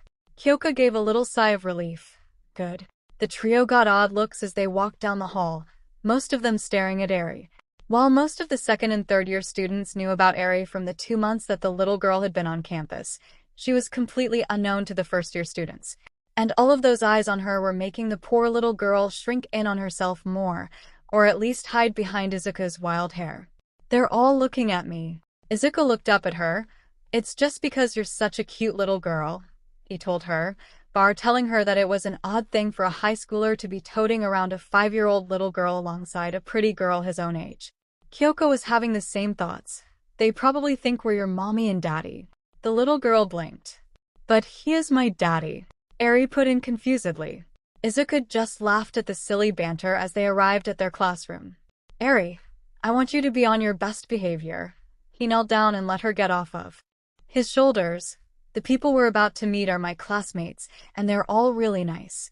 Not all of them," Kyoko reminded him, the ends of her jacks sticking up threateningly, "and so help me if he tries anything with her." The boy chuckled. Come on, even Kaken's not that." He started to think for a moment, and horrifying images of Eri being terrorized by the explosive blonde entered his head. "You know what? Never mind." Kyoko smiled at him. "That's what I thought." She giggled, reaching down to take hold of Eri's left hand while Izuku took the right. "Now, let's introduce Eri to our class." "Excuse me," said a voice behind them. "But this is Class 1A, right?" Izuku turned and saw a tall, thin student standing off to his left. In a way, he resembled Aizawa, but there wasn't that tiredness that Aizawa seemed to always have going for him, and he had light purple hair that stood straight up similarly to Kirishima's, only it was clear he didn't use hair gel. Izuku offered him a smile. "Yeah, this is Wanna," he told him. "Are you a new student?" The boy nodded. "Yeah, Mr. Aizawa came by the dorms last night and told me to pack my things." He shrugged. "Not how I thought I'd get a spot in the hero course, but I won't complain." Kyoko nodded to him. "You're an improvement over the guy that got kicked out, I'll say that much," she said. "Come on, Aizawa's probably on his way, so we'd better hurry up." She slid the door open. "You're late." Tenya Iida shouted loudly at the newly formed quartet as they entered the room, frightening Eri so badly that she jumped right up into Kyoko's arms. "Miss Jiro, who is that child?" "It's against school regulations too." Kyoko was having none of it. No one scared her little unicorn and got away with it. Her jacks were flying before the speedster could finish, and jabbed him right in both of his ears. "Don't you start at me on regulations, Iida. You've scared her half to death, you engine blockhead." Izuku could have sworn he saw Iida vibrating from how angry Kyoko was when she struck him. "Is she always like that?" the new student asked. He smirked. "Only when it concerns Eri," Izuku said. "Sorry, I'm Izuku Midoriya." He reached out his hand. "Hitoshi Shinso," the teen said shortly while shaking the boy's hand. "Say, Midoriya? Do you?" Ajui said from her seat. "If you don't mind my asking, who's that little girl you brought with you?" Mina was staring at the little girl with a huge smile. "Yeah, she's super adorable." "Well, here we go," the boy thought before letting out a breath. "She's my adopted daughter." "She's so cute." Toru Hagakure gushed loudly. Kirishima was grinning. "Super manly that you took a kid in, Midori bro. But wouldn't it have been better if your mom adopted her? Katsuki was staring at the little girl himself, but didn't say anything. The earphone jack user looked at him. You remember yesterday when I said that Green Bean here took a bullet for a kid? She asked and patted Eri's hair.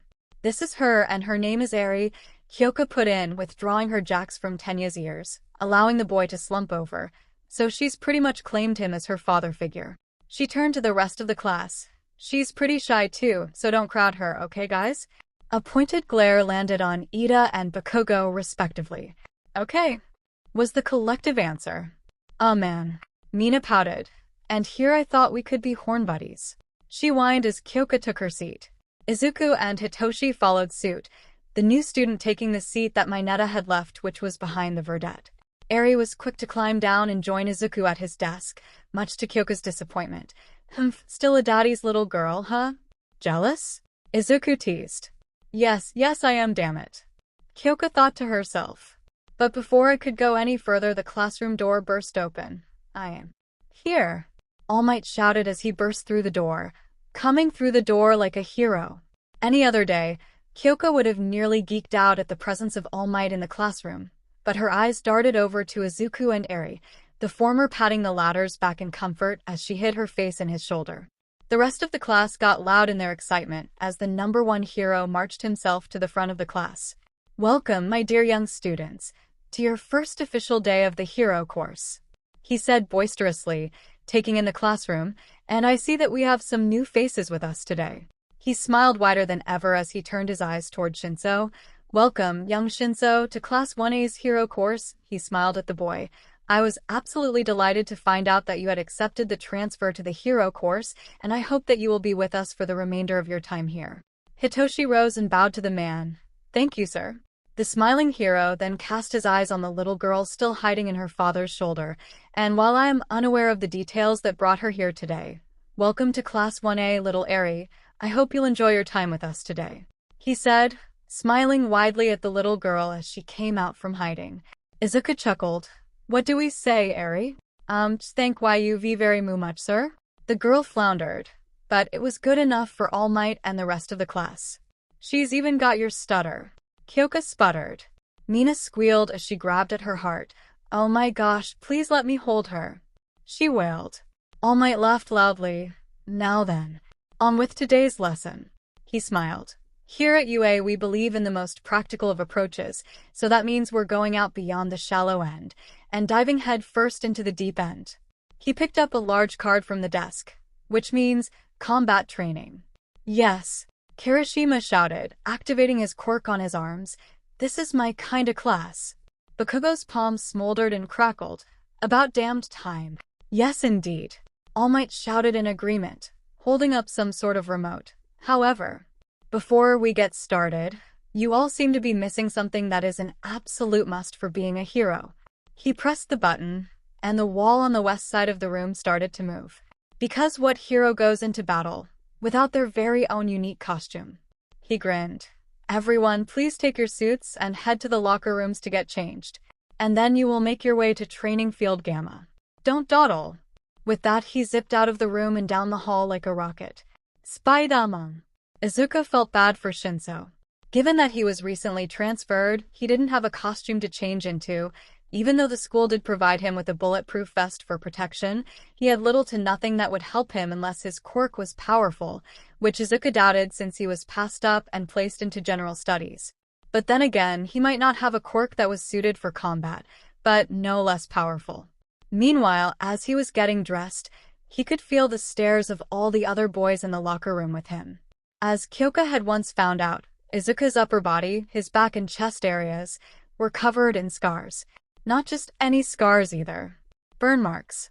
No one was brave enough to say anything, however. His costume, on the other hand.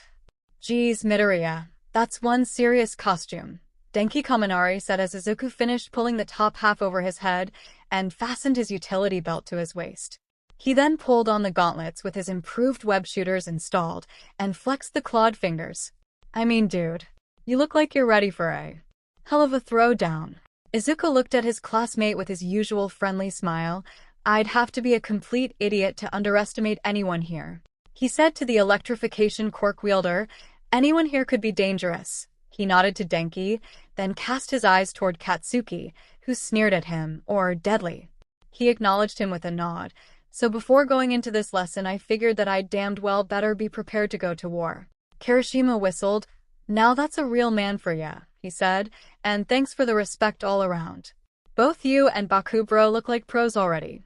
Izuku took note of the grenade-shaped bracers on Katsuki's arms. Those cannot be just for show. He thought fearfully. If anything, I bet he's figured out how to store up his nitro sweat for one massive release of firepower. He reasoned before pulling on his mask. The moment he did, the rest of the boys all gasped. Hey, I recognize that suit now. Rikido Sato yelped. You're the one that fought with that B-rank villain and put him away. Tenya immediately got the wrong idea. Midoriya, how could you? He demanded angrily. I thought you were a decent sort, but you resorted to conducting vigilantism. Of course not, Izuku shouted, almost sounding angry. I was given permission to fight so I could protect my family. Kirishima looked at the speedster. Dude, seriously not cool. The red-haired hardening Quirk wielder frowned. Think about stuff before you just blurt things out. With that, Izuku finished arming himself, making sure to equip some of his power cuffs to his belt, and moved out of the locker room where he found Kyoka and the other girls waiting on him with Eri. Daddy. It didn't take his spider sense to know that he was going to be bull-rushed as soon as he was out the door. Eri practically flew right into his arms the moment she saw him. Whoa, that's Midoriya? Toru said in a hushed tone to Mina. Talk about intimidating. No kidding, Mina whispered back with a mischievous grin on her face. Kinda hot though. Very, Toru agreed.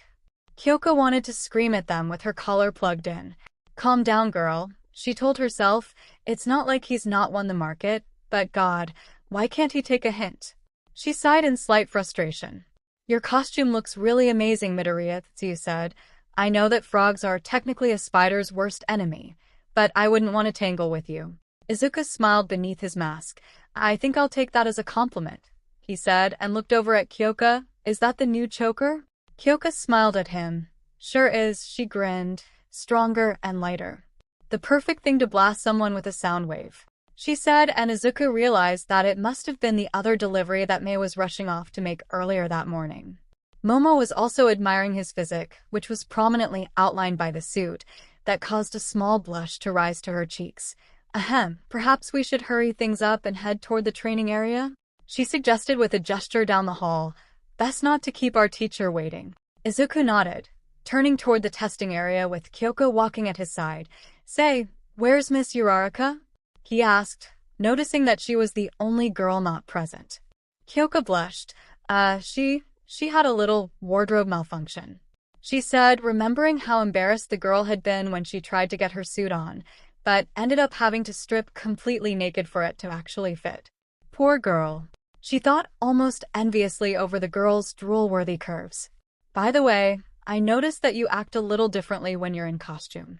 Izuku just shrugged. I feel a whole lot more confident when I wear this, he said, then he looked at her with his suit's glowing green eyes. Kyoka, can you do something for me? Her brow rose. Sure, what is it? He leaned in close to her ear, causing a blush to rise to her cheeks at his closeness. Kaken has a huge pair of braces on his wrists, she frowned, not quite understanding what he was getting at. I think they're meant to store up a huge amount of his nitro sweat, so he can fire off a large-scale explosion.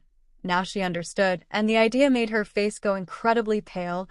If you have to face him, then watch out for those things. If he's got enough stored up, it could easily take down a building. Kyoka felt like she was going to be sick.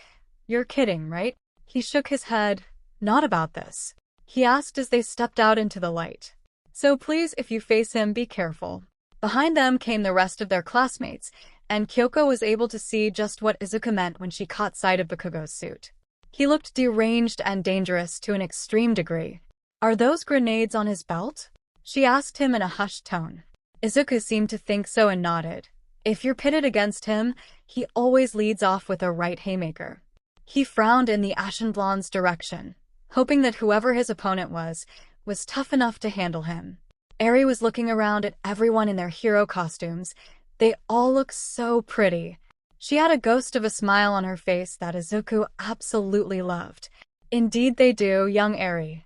All Might boomed, suddenly appearing on the scene. All of you look absolutely fantastic. Real heroes in the making. Oh wow. The sound of Ochako's voice drifted to his ears. Who's that in the purple and green? That's Midoriya, Ochako said. Couldn't you tell from the way Aries clinging to him? Izuku turned around and was eternally thankful for his mask. There was absolutely no way that he would have kept himself from lighting up like a Christmas tree after seeing how the girl was dressed. Mina and Momo's suits had been revealing, both showing off a fair amount of skin, but Ochako's suit left nothing to the imagination. Oh dear God. The eyes on his mask widened as he whimpered before turning away. Kyoka couldn't resist. Got a stiffy? She asked so quietly that no one but him could hear her. What's that supposed to mean? He roared. The girl blasted out a laugh. Oh, I wish I could see your face. All Might, sir. Tenya's voice shouted out from a fully armored suit. This appears to be the same area we used for the entrance exams. Will we be using it for today's lesson?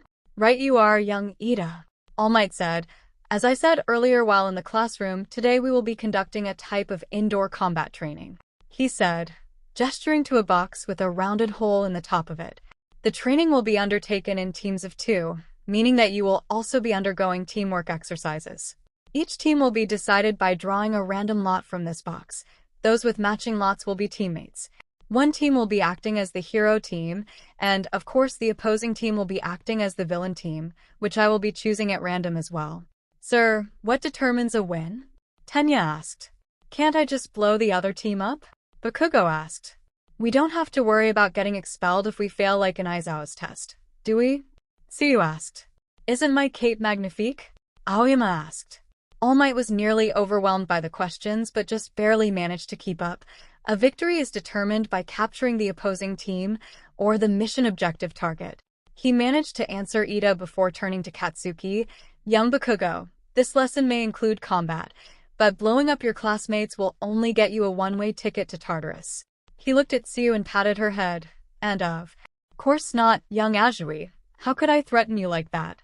He then flashed a huge grin and a thumbs up at Aoyama. By the way, young Aoyama, your cape is absolutely fabulous. Kyoka snorted. Wow, he actually got all that? #1 hero for a reason, remember? Izuku muttered as All Might began lining them up for the drawings. Team A, Izuku Midoriya and Hitoshi Shinso. Team B, Meadow Shoji, Shadow Todoroki. Team C, Ochako Uraraka and Momo Yairozu. Team D, Katsuki Bakugo Atenya Ida. Team E, Mina Ashido and Yuga Aoyama. Team F, Koji Kodai and Rikido Sato. Team G, Denki Kaminari and Kyoka Jiro. Team H, 𝗵𝗃𝗃 Tokoimi and Tsuyu Azui. Team I, Masahiro Ojiro and Toru Hagakure. Team J, Hantashiro and Eijiro Kirishima. Darn it.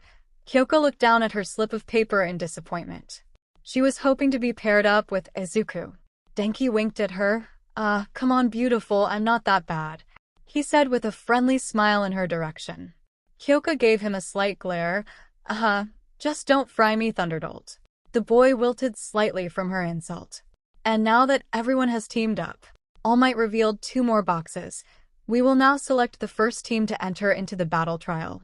He plunged his hands into the boxes, villains on his right, heroes on his left. The first teams to show us their stuff will be these guys. He held up Team A as the hero team, which was Izuku's team, and, to the boy's growing horror, Team D for the villain team, which meant that he would be facing Katsuki Bakugo right off the bat. A small explosion off to his right caught his attention as he glanced over and saw his former friend sneering at him. Izuku sighed as he passed Eri over to Kyoka. If she gets scared, then don't let her watch, okay? Kyoka was looking at him with worry in her eyes. Alright, but are you gonna be okay with this? Izuku nodded slowly. I think I can handle him. He flexed his clawed fingers. I have a healing factor, plus I know how he fights, so I can make a strategy for myself and Shinso to at least take him out of the fight, he said before All Might began explaining the objective of the exercise. Villain team, your objective is to protect the bomb from the hero team by either fending them off until the 15-minute timer runs out, All Might explained, or to capture the hero team by wrapping capture tape around them. If the fight looks like it's getting out of hand, I will step in and I will stop both teams. He looked pointedly at Teams A and D. Do not make me step in. His smile disappeared into a hard, frightening frown as his blue eyes shone from their shadowy sockets, which made the two teams flinch. Even Katsuki wasn't totally unaffected. Hero team, your objective is to stop the villain team by touching the bomb, which means you have acquired the weapon, or capture the villain team. If time runs out and neither has been completed, it is an automatic failure for the hero team. He directed Bakugo and Iida to one of the buildings. 10 minutes will be allowed to strategize for the coming battle. Everyone into positions, please. The rest of you, follow me to the observation room to await your turns, and while we watch the battle, young Jiro, if you please. He called out as he noticed that the girl was lingering behind with Izuku. She looked back and forth between them before giving out a frustrated groan. Then she turned toward him and leaned up on her toes to plant a kiss right where his lips would be beneath his mask. Gay. Startled, Izuku stiffened and backed away. Please don't do anything stupid, okay? Said the blushing girl as she turned around and carried Eri toward the observation area. Izuku found himself staring after her, his hand rising to his mask. Why yeah, not stupid is good. Then you'd better get your head out of the clouds. Shinso placed his hand on his shoulder, jostling him out of his stupor. And then you can help us figure out a way to win this thing. Izuku shook himself. Alright, sorry. Okay, first of all, tell me about your quirk. 𝗬𝗲𝗵𝗲. Kyoka, are you mad? Eri asked her as they made their way toward the observation area. The girl looked at her. No. What makes you think that, sweetie? She asked. Eri blinked a few times. Well, your face is all red, and you had the mad face on. She made a frowny face that made her laugh. Did Daddy do something bad? Kyoka giggled and hugged her close. No, he didn't, and I'm not mad at him or anyone really, she smiled. Just worried. Daddy has to fight a really strong person after all. She held her tiny fists above her head. But Daddy's strong, Eri said in defiance. Kyoka couldn't doubt that, but she also couldn't dispute the fact that Bakugo was going to be after him like a lion after a piece of meat. You're right, she said as they entered the observation room. It was full of monitors that showed the interior of the building that Bakugo and Iida were occupying, as well as a view of Midoriya and Shinso, who were talking right outside the building, probably coming up with a battle plan to counter their explosive classmate. Man, for Shinso to have to face Bakugo on his first day, she heard Toru say, that's some serious bad luck. Kyoka chimed in. Bakugo will be focused on Izuku, she told the invisible girl. Those two have a history, and I doubt that he views Shinso as a real threat, or even Izuku for that matter. Kirishima grinned. So they're rivals? That's so manly. Kyoka wanted to deny it, but the point of it all was that this really was some sort of warped rivalry between the two of them. Forget about that for the next 5 minutes, Mina said with Toru's gloves bouncing right next to her, the pink girl having a huge shit-eating grin on her face. We saw something I bet you thought we wouldn't see. Oh. It was so cute of you to kiss him for good luck. Toru and Mina were speaking in those annoying sing-song voices. But Kyoka already had a neon blush across her cheeks. Denki looked a little dejected. Man, no wonder you didn't want to pair with me. Ochako was cupping her cheeks. It was so sweet. I had no idea you two were a couple. We're not. Kyoka shouted over the girls, surprising them. I mean, we're not dating or anything. She muttered in utter embarrassment. And of course, the kill shot had to come from the least of all expected shooters. Does this mean you really are my mommy? Eri asked as the older girl went beyond red and started sputtering worse than Izuku normally did. Even Momo and Tsuyu cooed over that one, and Kyoka had nothing, absolutely nothing to say in her defense. 𝗬𝗲𝗵𝗲. Izuku looked at Shinso with awe. Brainwashing? He asked when the boy explained the nature of his quirk. Shinso looked away from him. Yeah, my quirk probably isn't something you'd see as heroic, I know, but that's incredible. Izuku suddenly blared. You could be a great hero with a quirk like that, he said. Hostage situations, suicide attempts. You could stop those easily just by talking to them. Hitoshi was surprised. You're not afraid of my quirk? Why would I be? The spider asked. You don't plan on using it on me, do you? Hitoshi scratched the back of his head. Well, not right this second, but... And don't tell me it's not a heroic quirk, Spider-Man said. There's so much good you could do with it. All you have to do is choose. You want to be a hero using your quirk, right? Of course, the brainwasher said. Izuku lifted up his mask, showing him his smiling face. Then you, Hitoshi Shinso, can be a hero. He grinned, and the other teen found himself fighting down his emotions. I wish someone had said to me years ago, but it never happened. Izuku continued. But recently, a teacher said that I didn't need a quirk to become a hero, and that I already was one. He pulled his mask back down into place, the eyes glowing once more. So what do you say? Ready to take that first step? He held out his hand. Hitoshi took hold of it. Yeah, so how do we beat these guys? Izuku stepped back and looked at the building. Our biggest problem is going to be Bakugo, he said. His quirk is powerful and highly destructive. He never hesitates to use it inside or outside. And those gauntlets of his, I think, store up his sweat in large amounts, so if he was desperate, he could fire off an enormous explosion. So we have to take him out first. Why did you say that he'd normally be the problem? Shinso asked. Spider-Man just looked at him, and even through the mask, Shinso could tell he was grinning widely. He likes to talk, doesn't he? He does, but he's not going to be your target, Spider-Man said, confusing the boy. Wouldn't it have been better to just take him out sooner rather than later? Normally, I'd say we need him out of the way first, but there's a chance that if we both fight him, he'd take us both out, the arachnid explained. But he's most likely going to come after me and ignore you completely, so I'll keep him busy long enough for you to find Iida and the bomb. That way you can get his attention and put the whammy on him. Did you just say whammy? Shinso asked with a grin. Maybe. The arachnid laughed. Hero team, All Might said from their earpieces. You may now enter the building. Good luck, my young students. Both boys entered the building through a window on the second floor, one clad in police-issue body armor, the other in a state-of-the-art costume armed to the teeth. Izuku passed something to Hitoshi. If you can get close enough, slap one of these on his wrist. He told him, it's a capture weapon that shuts down the wearer's quirk. The teen nodded. I noticed your little girl wearing one, he said. There a story there? She's got a dangerous quirk and can't control it to the point of being terrified she's going to hurt someone, Izuku explained quickly. He was already on high alert thanks to his spider sense going off as soon as he stepped into the building. Katsuki was likely already on the move to intercept them as they spoke. Be on your guard, he said to his teammate. He's coming for us. He reached for his belt and pulled out a web bomb from one of the pouches. He pressed himself against a wall as they neared a corner in the hall, pressing down on the primer. Then his spider sense went haywire. Get back, he shouted just as Bakugo blasted himself around the corner, one arm out behind him, and the other raised and ready to set off another explosion. Hitoshi was pushed to the floor just as the sound of the explosion went off, and a wave of heat washed over them. Midoriya, he called out. You all right? The room was filled with smoke, but he saw two figures standing in front of him. Yeah, my suit held you up. Katsuki was already moving before Izuku could really recover and blasted him again, point blank in the chest.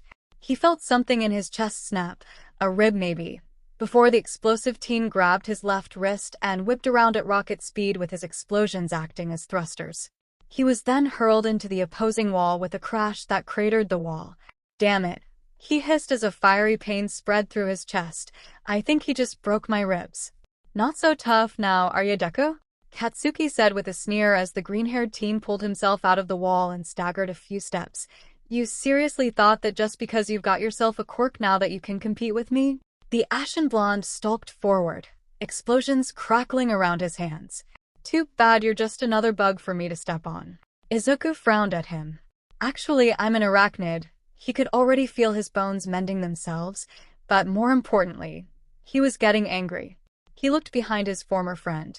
You know the plan, Shinso, he said, causing the blonde to sneer at him. Find Iida and take him out. He had managed to keep hold of the web bomb. I'll take care of Kaken myself. Shinso gave him a look of concern. You sure about this? He asked as the explosive blonde, true to Izuku's prediction, was completely ignoring him for the moment and focusing all of his attention on his teammate. Something that Shinso found himself glad about given the crazed look in the blonde's eyes. Izuku nodded, giving him a determined look. Shinso just gave him a hopeless smirk. Okay, but your girlfriend said not to do anything stupid, remember? He didn't even wait for a response as he got to his feet and dashed around Bakugo, who didn't even bother stopping him. Pretty sure that this counts, but good luck anyway. The second he cleared the battleground, Izuku lunged, throwing the bomb at Bakugo. He held up his hand and blasted it, but the vessel only broke open and spread the webbing inside all over him. What the fuck? Bakugo roared. Toodles, Thunderbomb, Izuku quipped before he ran after Shinso. Enraged, Bakugo used both hands to incinerate the webs and rocketed after him. Get back here, you damn nerd. Izuku reached for his pouches again and took out 2 mines, tossing them onto the walls as he rounded the corner of the hall. Katsuki flew right into them, and was shocked by powerful bolts of electricity coming from them. Gah! You bastard! He roared out as he blew the walls to pieces. I'ma kill you for that. You've been trying to do that for years, Kaken. Izuku's voice drifted to him from the halls ahead of him. But I'm still here, you pyromaniac. Stop calling me Kaken. Bakugo roared, then grinned in a manic way. You chose your hero name already, right, Spider Freak? He asked. Well, so have I. No more Kaken or Bakugo. From now on it's Plastique. Plastic, huh? Spider-Man said in amusement. Hope you're at least recyclable. Plastique growled. Laugh all you want, you insect. But at least I'm out here in the open and not hiding like some little bitch-ass bug like you. Who's hiding? Plastique whipped around and was promptly punched right in the face. 11 years of torment slammed into him and sent the ashen blonde hurtling down the hall. Before he hit the floor, Spider-Man shot 2 web lines against the walls and pulled back to slung himself after him. Plastique was already nearly on his feet by this time, and the arachnid couldn't resist. Crotch. Spider-Man. Dude. Kaminari cheered. That was an epic Hurricane Rana. Kyoko was laughing herself silly. All Might, thanks so much for letting us in on the audio for this. She said with genuine glee. I am never gonna let either one of them forget this. I don't think anyone will. All Might himself was chuckling as he watched the battle's progress. In truth, Izuku may have made the right move in letting Shinso go after Ida on his own. Time was already running out, and if both of them were anywhere near Bakugo pardoned Plastique, then one, if not both of them would more than likely suffer an injury before the game was up. Forget about the wrestling move, Toru huffed. He turned invisible again. He's stealing my shtick. Frogs can camouflage too, I think, Ribbit, Tsuyu said. They're at it again. Hantashiro said with excitement. Spider-Man. After using his flying Hurricane Rana to throw Plastique to the ground, Spider-Man was on the move again as soon as he rolled to his feet, using his new camouflage abilities to disappear. Plastique was furious, his eyes white with anger. Fucking so. The deranged teen roared. This is what you were waiting for, wasn't it? He shouted into the empty hallway. From the time we were kids, you've always looked down on me. Hidden by his quirk and by the shadows, Spider-Man cocked his head, looked down on him. You thought I was weak, that I needed your help. Plastique continued. Just because I fell down, you had to go and treat me like some weak little shit that needed saving. Suddenly, it all came back to him. The day things changed between them. That day at the creek. He crawled down from the ceiling, staying hidden by his quirk until the last moment as he stood in front of him, the person that used to be his friend. He shimmered into view and took off his mask. That's what this is about? He asked out loud, shaking his head in disbelief. That's why you decided to shun me, to beat me to within an inch of my life every day just to show that you could. Plastique glared at him. That's what it's always been about, you fucking idiot. Spider-Man's right hand snapped out in a sharp punch to his nose with a satisfying crunch. The ashen blonde crumpled to his knees. Dead. He held his face for a moment, stunned that he had taken a hit. The blood dripping from his nose brought him out of it, though, and he glared up at the arachnid only to falter as he saw a look of pure rage on the boy's face that had never seen before. You stupid, egotistical moron. Spider-Man roared out and ran at him, delivering a left cross to his cheek before following up with a roundhouse kick that sent him hurtling into the wall where he formed a crater as he had done to him once before. Spider-Man started toward him at a slow, determined pace, sparks of electricity jumping across his arms. We were 4 years old, Kaken. He snapped. 4 years. That's younger than Eri is right now. And you've been pissed off all this time because I was worried that my friend who, at that time, had fallen off a log that was over 10 feet from a shallow creek that had rocks at the bottom, and maybe cracked his head open, or broke his neck. Plastique groaned as he pulled himself out of the wall. I didn't need. Spider-Man was on him before he could finish. Pulling his mask back on, Spider-Man lunged forward and drove a thunderous right hook into Plastique's gut, knocking their air out of him. But that didn't stop him from retaliating with a powerful point-blank explosion to the chest that sent Spider-Man hurtling away. The shock of the explosion made his ears ring, but it also caused his body to turn the kinetic energy from the attack into more of the electrical charge he needed to end this fight. He rose into a crouch and glared at the explosive blonde. All these years, you thought I was looking down on you. Spider-Man shouted as he charged at Plastique again. Plastique tossed one of his grenades at him, the small explosive bursting in a bright flash, but the lenses on his mask kept the freckled teen from being blinded. You had it so wrong, you damned idiot. He jumped, web-slinging himself a flying kick, which Plastique barely managed to avoid. The hell I did. Plastique snarled as he powered up a stronger blast. Stun grenade. His palm exploded, sending the Airkid crashing into the wall once more. You were always making believe that you, a quirkless nothing, could be a hero. He roared, always getting in my way, telling me how to act. He yelled at the teen. You even called me a villain once. Spider-Man's right arm sparked with electricity, starting with the tips of his fingers and moving up his whole arm and moving into his chest. That's because you acted like one. Plastique watched as that green glow inside of his opponent spread from his chest and back, not just into one arm, but both of them as he pushed himself off of the wall. And what makes it worse, said the angered voice of the arachnid-themed trainee, is that you couldn't see what you were doing. The emblems on Spider-Man's suit began to shine in the light coming from inside of him, and his green eyes glowed brighter than ever. Listen to me, Bakugo. His opponent flinched. I looked up. To you. He snapped. You were always better than me in school, so I admired you for that and tried my best to keep up with you because I knew that you would be amazing. But when you got your quirk, you started walking down a path I couldn't follow, he went on, taking a step toward the now cautious blonde. Yeah, because you were quirkless. Plastique snapped back. No. The hall filled with green lightning as Spider-Man suddenly lunged at him. Plastique was treated to hundreds of thousands of volts of electricity running through his body before he could react to defend himself. He staggered back from him. That's just what the teachers said to encourage your aggression. They were turning you into a rabid animal that could bring them a bigger paycheck if someone with a strong quirk came from their school. They saw that I was great. The blonde snarled back and launched himself at him again. The battle then picked up pace as both tried to injure the other with powerful blasts of explosions or electricity. Spider-Man. The rest of the class was watching with growing awe. Those two are amazing. Kirishima shouted as the brawl continued.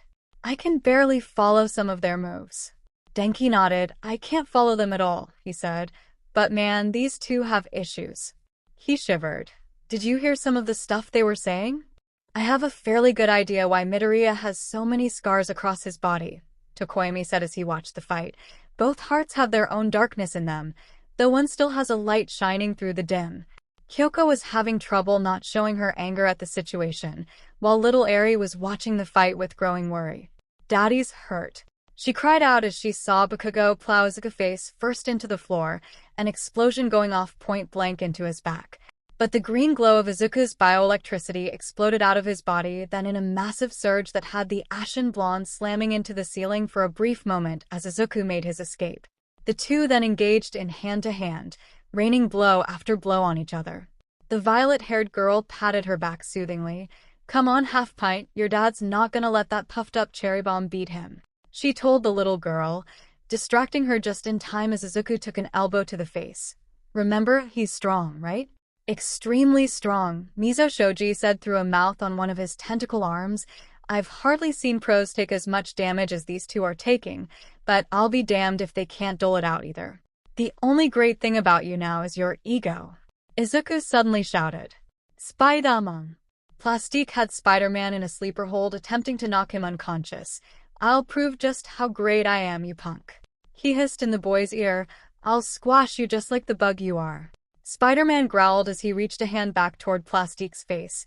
The only thing great about you, he curled his finger with electricity sparking around it, is your ego. He flicked his finger and sent a powerful discharge into the blonde's face through the tip of his nose. His hold on him loosened, and Spider-Man drove his elbows right into his gut. Following that up with a spinning knee right to the solar plexus, he now had 𝗵𝘃𝗃 on the ropes. "You don't know how disappointed I was in seeing you act like a monster." He snapped and punched the dazed teen in the chest with another discharge. "When we were kids, you were the brother I always wanted." The teen shouted at the stunned blonde. "We were family. And you threw it all away just because some money-hungry teachers stroked your pride." 𝗵𝘃𝗃 was losing his steam, and fast, and that was when one of his grenadier bracers chimed, turning red. "You want a monster?" he snapped, raising his right arm as he pulled back the handle on the grenade, unveiling the pin. "Then I'll show you a monster. Spider-Man." As 𝐒𝐽𝐽 saw the blonde pointing his bracer at Izuku, she was sent into full-on panic mode. "Oh go." She looked at All Might. "Stop the fight right now, or he'll bring the whole building down." All Might was in agreement. "Young Bakugo, stop." He roared into the microphone. "You'll kill him." But he was ignored as Bakugo pulled the pin from his weapon and unleashed a storm of hellfire into the enclosed halls of the building. The last thing they heard was "What kind of a hero tells someone to commit suicide?" The entire class heard Spider-Man's question, just as he was lost in the torrent of flames produced by 𝗵𝘃𝗃's support gear. "Spider-Man." As the words left Spider-Man's mouth, 𝗵𝘃𝗃's aim was thrown off by just a few centimeters to his right, giving the arachnid more than enough room to dodge the incoming blast by flattening himself against the wall, while the explosive force rocketed through the hall and blew apart the walls as it struck. Luckily, the flames passed him quickly, and the insulated suit was protecting him from the heat. As soon as they passed, he was on the move while his electrical powers surged from the energy he took in from the blast. 𝗵𝘃𝗃 was too stunned at seeing him unharmed to react. As he raised the left bracer, Spider-Man fired off both web shooters at the handle, gumming up the mechanism too much for him to make use of it. He then yanked the web line and pulled the bracer off. 𝗵𝘃𝗃 was furious and charged at him. Izuku reached for one of his cuffs and slapped it over the blonde's outstretched arm. 𝗵𝘃𝗃, not knowing what the device was, tried to blast it off, but was horrified to find that his quirk no longer worked. "What the foo?" He was stopped by a web shot to the mouth. Spider-Man surged forward as the teen tried to get the stuff off, pulled off the other bracer, and started webbing his arms to his sides. "You know, 𝗵𝘃𝗃, you're looking a little tired," Spider-Man quipped. "Why don't you stick around here for a while and rest?" He then jumped up to the ceiling, shooting 2 more web lines at his shoulders to lift him into the air, and started to cocoon him. MPH. His former childhood friend/bully was furiously glaring at the arachnid and was now hanging upside down, wriggling to try and free himself from the powerful webs. Spider-Man backed away and admired his work. "Oh, what a tangled web we've woven, 𝗵𝘃𝗃." He chuckled. "Now, I'd love to hang around with you, but I've got a test to win." As Spider-Man walked away and disappeared up the stairs, one would think that it was a flawless victory for the teen. However, even though he knew there were cameras in the building, he did a little happy dance for himself that had certain people laughing at him for it. "Way to go, Spidey." Spider-Man. He won. Ares shouted happily, an absolutely beautiful beaming smile on her face. "Daddy won. Daddy won." 𝐭𝐽𝐽 was laughing herself silly at Izuku's little dance scene. "Oh my god, I so want to tease him right now." That was epic. Kirishima hollered. "That was the manliest fight I've ever seen. Dude seriously put him down." Kaminari cheered. Tokoimi nodded sagely. Light triumphed over the darkness. All Might sighed in relief, his eyes still on the young man he had taken a liking to. "Well done, young Midoriya," he said as he saw the young man leaned against the walls for support. Momo didn't miss the gesture. "It looks like that fight took a lot out of him, though," she said, looking at 𝐭𝐽𝐽. "Do you think he'll be able to help Shinso if it comes to a fight?" 𝐭𝐽𝐽 shrugged. "I'm not even sure what Shinso can do," she reminded the girl. "For all we know, Shinso can take Iida down all on his own." Meanwhile, Iida was monologuing to himself about how he would be the best villain he could be when Shinso found him, and it was luck that he had a good control over his sense of humor, or else the speedster's actions and words may have forced a laugh out of him. Akatsuki Bakugo has been captured, and is no longer a participant of the test, All Might announced. "Nice one, Midoriya." he thought to himself as Ida turned toward the weapon. Alright, time to pay him back for keeping the 𝗵𝗃𝗻𝗲 off of my back. I just hope he's as gullible as I think he is.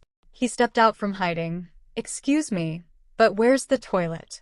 I'm sorry, wa? Ida froze mid-sentence. Shinso grinned and waltzed right up to the fake bomb. Bingo. He placed his hand on the side of it. The bomb has been captured. The hero team Villainous. Aftermath. Shinso had to help Izuku back to the observation room. All of his ribs were bruised, half of them being broken, and were mending very slowly. All Might ordered him straight to Recovery Girl immediately. When the nurse removed his costume, Shinso was horrified upon seeing the damage done to him. His back, chest, and face were all bruised nearly beyond recognition. Recovery Girl commented that he was healing slower because of the extensive damage done to his body, and that it was a good thing that Izuku's quirk offered a regenerative healing factor, or else the damage could have been life-threatening. And then Bakugo was brought in, looking almost as bad as Izuku. His arms were fractured all the way up to the shoulders. His nose, of course, was broken, and he seemed to have a few internal injuries. Man, you two really did a number on each other, the brainwashing teen commented as he offered his help to the nurse in bandaging the pair of them up. Recovery Girl had snorted angrily. I have half a mind to let you two hooligans heal naturally, she huffed, though that wouldn't do very much in Mr. Midoriya's case, as he should heal on his own within a day and a half. What the hell? Bakugo groaned petulantly as he turned his head toward him. The hell kind of quirk do you have anyway? Izuku snorted. So you admit that I actually have one now, the boy said before he groaned in pain while the blonde just growled at him from his bed. Cut it out, you two. Shinso put himself between them. The match is over, so no more fighting. Bakugo snarled at him. Don't tell me what to sleep, Shinso said, using his quirk on the boy who fell back into his bed and started snoring. Izuku chuckled as his teammate turned to him. He's not going to be happy about that, he said while Shinso shrugged. What can I say? Shinso asked, smirking. The guy needed a nap. The boy grinned at him. Good boy. Sleep. Izuku's eyes glazed over, and the boy fell back against the bed, fast asleep. Shinso then turned to Recovery Girl. That should make your job a little easier. He grinned at her. Recovery Girl chuckled. I should hire you on as an assistant, she said jokingly just as the door to the infirmary flew open, and another patient was brought in. The elderly nurse rolled her eyes. Oh, here we go again. She sighed as she turned to the young man. Mind staying a bit longer? Shinso shrugged. I'm here, so I might as well help. By the time that Izuku woke up again, the infirmary was filled with a third of his class. No one was quite as badly injured as he and Bakugo had been, but it was bad enough that any of them were hurt in Recovery Girl's opinion. After Izuku was cleared, he and Shinso, Bakugo was still out cold, were allowed to return to class. They were just in time to catch sight of the next match, as it was Shoto Todoroki and Mizo Shoji acting as the hero team while Ojiro and Hagakure were acting as the villain team. Daddy! Eri squealed as soon as she saw him while Kyoka had allowed Mina to hold her. Of course he was beside them in a moment as the little girl reached out to him. Mina gave a disappointed ah as Eri was taken from her, though she wore a smile on her face. That was some match, Midoriya, the pink-skinned girl said while Eri clung to him. I'll say it was, Kyoka said with a small glare at the boy. Didn't I say not to do anything stupid? Izuku, of all things, had the audacity to hide behind his daughter. In my defense, I had everything under control, he said, though the tremor in his voice did nothing to help his case. Kyoka rolled her eyes at him before she stepped forward, arms akimbo, and wagged a finger under his nose. You have a little girl to think about, broccoli brain. You don't get to make stupid choices like baiting a guy that is a walking stick of dynamite into a fight like that. All Might signaled the start of the next match, and suddenly all eyes were on the competitors. Todoroki stepped forward, and the building was completely encased in ice so cold that they all felt it in the observation room. Isn't that a little much? Ochako asked as she shivered, wishing her costume wasn't so form-fitting, or that she had thought to make it insulated against the cold. Kyoka rubbed her shoulders as Izuku came forward and wrapped his free arm around her, bringing her closer to share the warmth that his bioelectricity provided. She blushed, but accepted the warmth he provided while All Might announced the winners of the match. As the teams came back into the observation room, no one was surprised that Todoroki was named as the match's MVP. Momo came forward and offered 𝗲𝗄𝗏 and Toru some blankets she created. Shoji turned the offer down, having not been as close to the ice when it was formed. The invisible girl was hopping up and down in place to warm herself up while wrapping the blanket around her. Man, that was totally a cheat.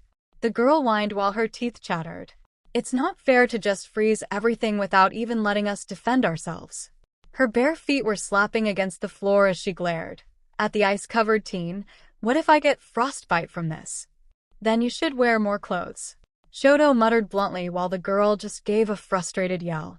Now, young 𝐎𝐩𝐢𝐽𝐻, All Might chuckled. While a bit excessive, young Todoroki acted within the parameters of the exercise, he said before turning to the boy himself. However, young Todoroki, next time you work with a partner, it may be beneficial to actually formulate a plan with said partner. Shoto merely grunted in answer. Eri blinked at him. He sounds like Uncle Baku. Leave it to a child to break every bit of tension in the room because as soon as the words left her mouth, even All Might started laughing. Toru giggled her way up to Izuku then. Hey Midoriya, I wanted to ask you something about your fight, the invisible girl said. I saw you use something on Bakugo that I think made his quirk unusable. What was that? All Might was the one to answer. That must have been the new power cuffs that I've heard so much about, the giant of a man said while the students turned to him. From what Mr. Yagi's told me, young Midoriya designed a device that can completely nullify a person's quirk when worn. He pointed to Eri's wrist. If I'm not mistaken, little Eri is wearing one right now. Eri looked down at the band on her wrist. Daddy gave this to me, she said proudly, showing the device to everyone. Isn't it pretty? Toru bounced in place eagerly. Do you have one I could wear? She asked, her voice sounding both excited and desperate. Please?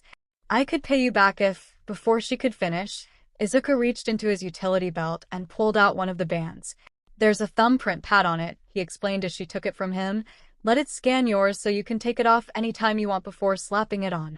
She did just that. The red lights on the band turned from red to blue. Then she slapped the band on her wrist. The blue light blinked on and off for a moment before turning green. From the point of contact, a slim, alabaster wrist appeared, followed by her forearm and shoulder. Toru squeaked in shock as more of herself came into visibility. Oh wow, Ojiro breathed out as the girl was looking down at her hands. The girl reached up to her face where tears were forming in her eyes. Does anyone have a mirror? She asked with a trembling voice. Momo stepped forward while pulling a hand mirror from her arm. She smiled as she handed it to the girl. She held the mirror up to herself and saw long waves of messy chartreuse-colored hair, bushy lashes above big round teal/yellow-colored eyes. Oh, she breathed out. I'm actually kinda pretty? Not just kinda. Denki grinned at her. You're a total knockout. Toru suddenly squealed and lunged at Izuku, wrapping her arms around his neck. Thank you, thank you, thank you. She squealed happily as Eri giggled while Izuku blushed. Kyoka just grinned at the sight, a minuscule spike of jealousy finding its way into her heart. But all that went flying out the window as the blanket around the formerly invisible girl came loose.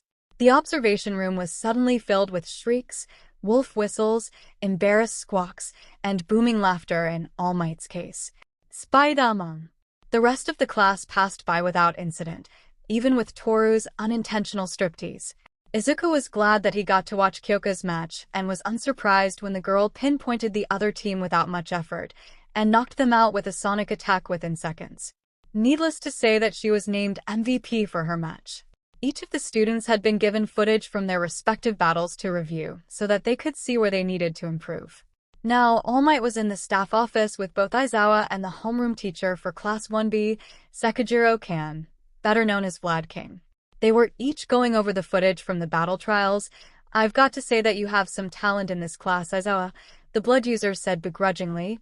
The son of Endeavor, the heiress of the Yaozu family that has a unique creation quirk, and the next speedster in the Ida family. He leveled a half-hearted glare at the shabby teacher. If I didn't know any better, I'd say that the principal was playing favorites. Aizawa shook his head. Believe me, I have plenty of students that would do better under your teaching, he said, pausing a scene during the first match between Bakugo and Midoriya, these two in particular. The blood hero chuckled. I remember these boys, Ken said. One broke the combat point record at just over 70, while the other scored well over 50 rescue points. but barely had any combat points, though not for lack of effort. Katsuki Bakugo and Izuku Midoriya, Toshinori said tiredly, former childhood friends until the latter was diagnosed as quirkless, while the former developed a powerful quirk, and was praised to the point that his ego became bigger than Might Tower's. For once Aizawa was in total agreement with the shrunken hero, it would have been safer for both of them if they'd been placed in different classes, he said before letting the footage play out, all three of them wincing with every blow traded by the two teens. These two have something to prove to each other, one wanting to be the very best, and the other just wanting to live out his dream and prove that he belongs here. And one of them turned into an incredibly vicious bully, said with a nod of his head, I understand why you think he'd do better in my class. He looked at the two of them. Our classes may be competitive with each other, but I know how to curb such an attitude. And you honestly are the best to teach Midoriya if what I've heard about his lack of confidence is all true? Toshinori let out a bloody bark of laughter. When this kid doesn't have his mask on, he's a stuttering, muttering mess of a boy. He chuckled while he pulled out a handkerchief to wipe away the blood he sputtered up. But, he smiled, that boy has one of the kindest hearts I've ever come across. Plus he's got a decent head on his shoulders, although he seems to have a lack of restraint that rivals even Bakugo's. Lack of restraint? Aizawa frowned at the man. He's been pretty subdued unless that little girl of his is concerned. Both teachers turned to the blonde man for an explanation. Let me put it to you another way, Toshinori began. When it comes to tenacity, that boy does not quit, even if he knows that he could lose, and quite badly I might add. He sighed. When he fought with Rappa, he was clearly outmatched, and in a big way, but he just kept getting back up. I saw that in the papers, said, nodding. I honestly felt a little impressed that he held his own for so long. Aizawa nodded. I've seen some of the tech he's designed, he said, reaching into his pocket to produce one of the power cuffs. These in particular are quite ingenious for a student of his age. He passed it to Kan. Not only does it work as a quirk dampener, but it completely blocks the quirk off from being used. And it's safe for long-term use. The battery is charged from the wearer's body heat, which allows some of the prisoners that are wearing them to be held in normal cells for low-level thugs. Toshinori chuckled, and they won't come off unless a designated person removes them with a thumbprint, he said, remembering how Bakugo had come charging back into the classroom, demanding to have the one Izuku had used on him removed. We actually had a bit of a snafu over them. How so? Aizawa asked.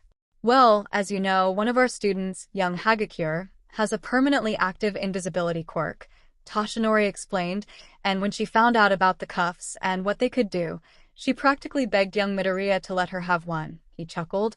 Young Midoriya handed one to her, and allowed her to slap it on without a second though. He took a sip from his coffee. Unfortunately, he didn't know that her costume only consisted of a pair of gloves and a pair of shoes. Kan's eyes widened.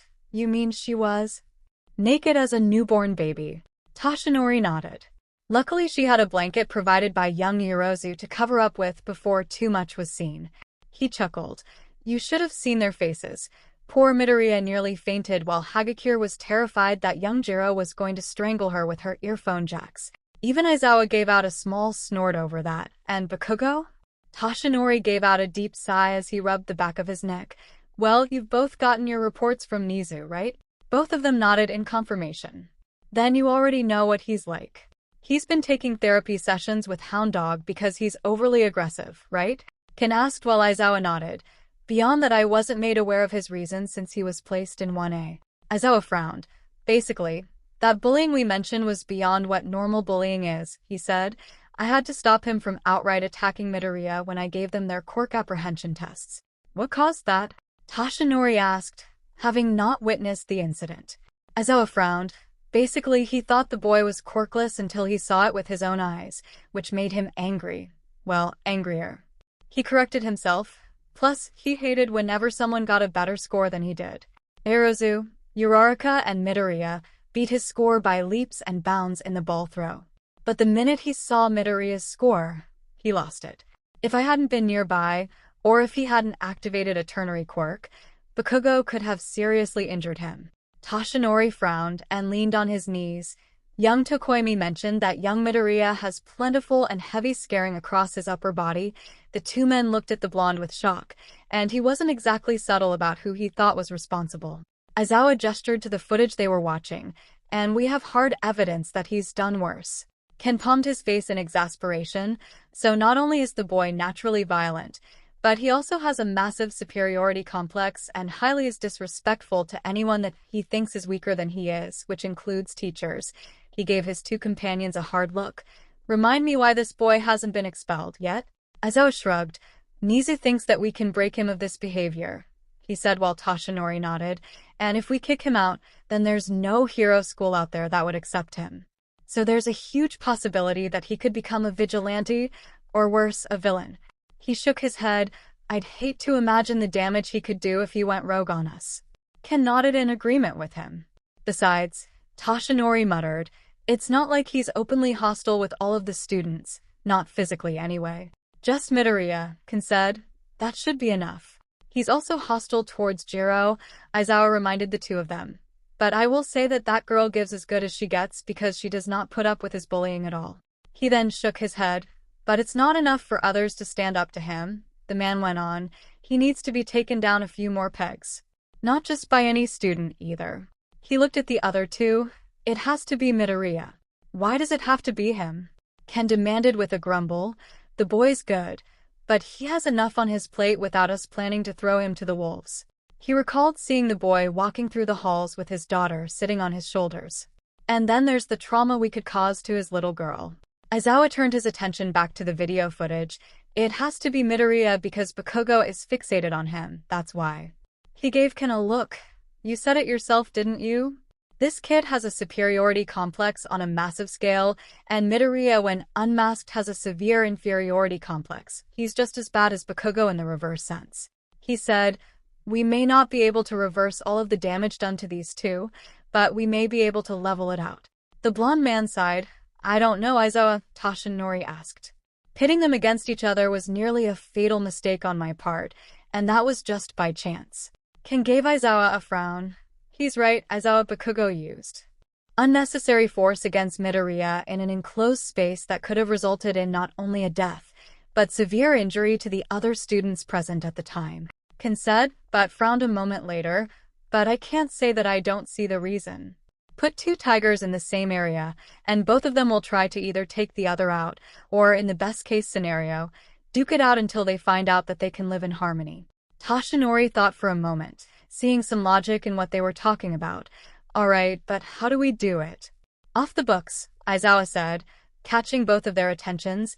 If we do this in front of a class, that'll only make a spectacle out of the whole thing, he continued, and all it would take is one student with a phone to post it on the web. Then we have a newscaster catastrophe on our hands. Ken nodded. So we offer them a chance to clear the air? Or duke it out like a pair of alphas? Toshinori frowned, then palmed his face. This is going to get messy, but it might be our best shot. He then looked at Aizawa. After the sports festival, training ground Omega, and provided that the festival doesn't solve the problem for us, the families will witness it. Ken looked at him with surprise. That's a little far, isn't it? He asked. Their parents surely wouldn't. You haven't met the Bakugos, Toshinori said. I've only spoken with them at length, but the boy's mother sounds like a female version of him, minus the explosions. I can agree with part of that, Aizawa said, but still allowing the parents to watch the boys potentially beat each other bloody? He shook his head. They may not like that much. Toshinori frowned, thinking of how Inko had suffered because of Katsuki Bakugo's treatment of her son and the absence of her husband. This was going to be a way of giving her justice. Spider-Man. Meanwhile, as the teachers were devising their plan, the household of one Izuku Midoriya was in an uproar. Izuku covered his face in embarrassment. I can't believe the cameras caught that. He moaned as his parents and the Jiros watched his battle trial against Bakugo and his little dance scene at the end. Kyoko was sitting next to him with Eri sandwiched between them and grinning widely. I am so never letting you live this down, Green Bean, you know that, right? She giggled.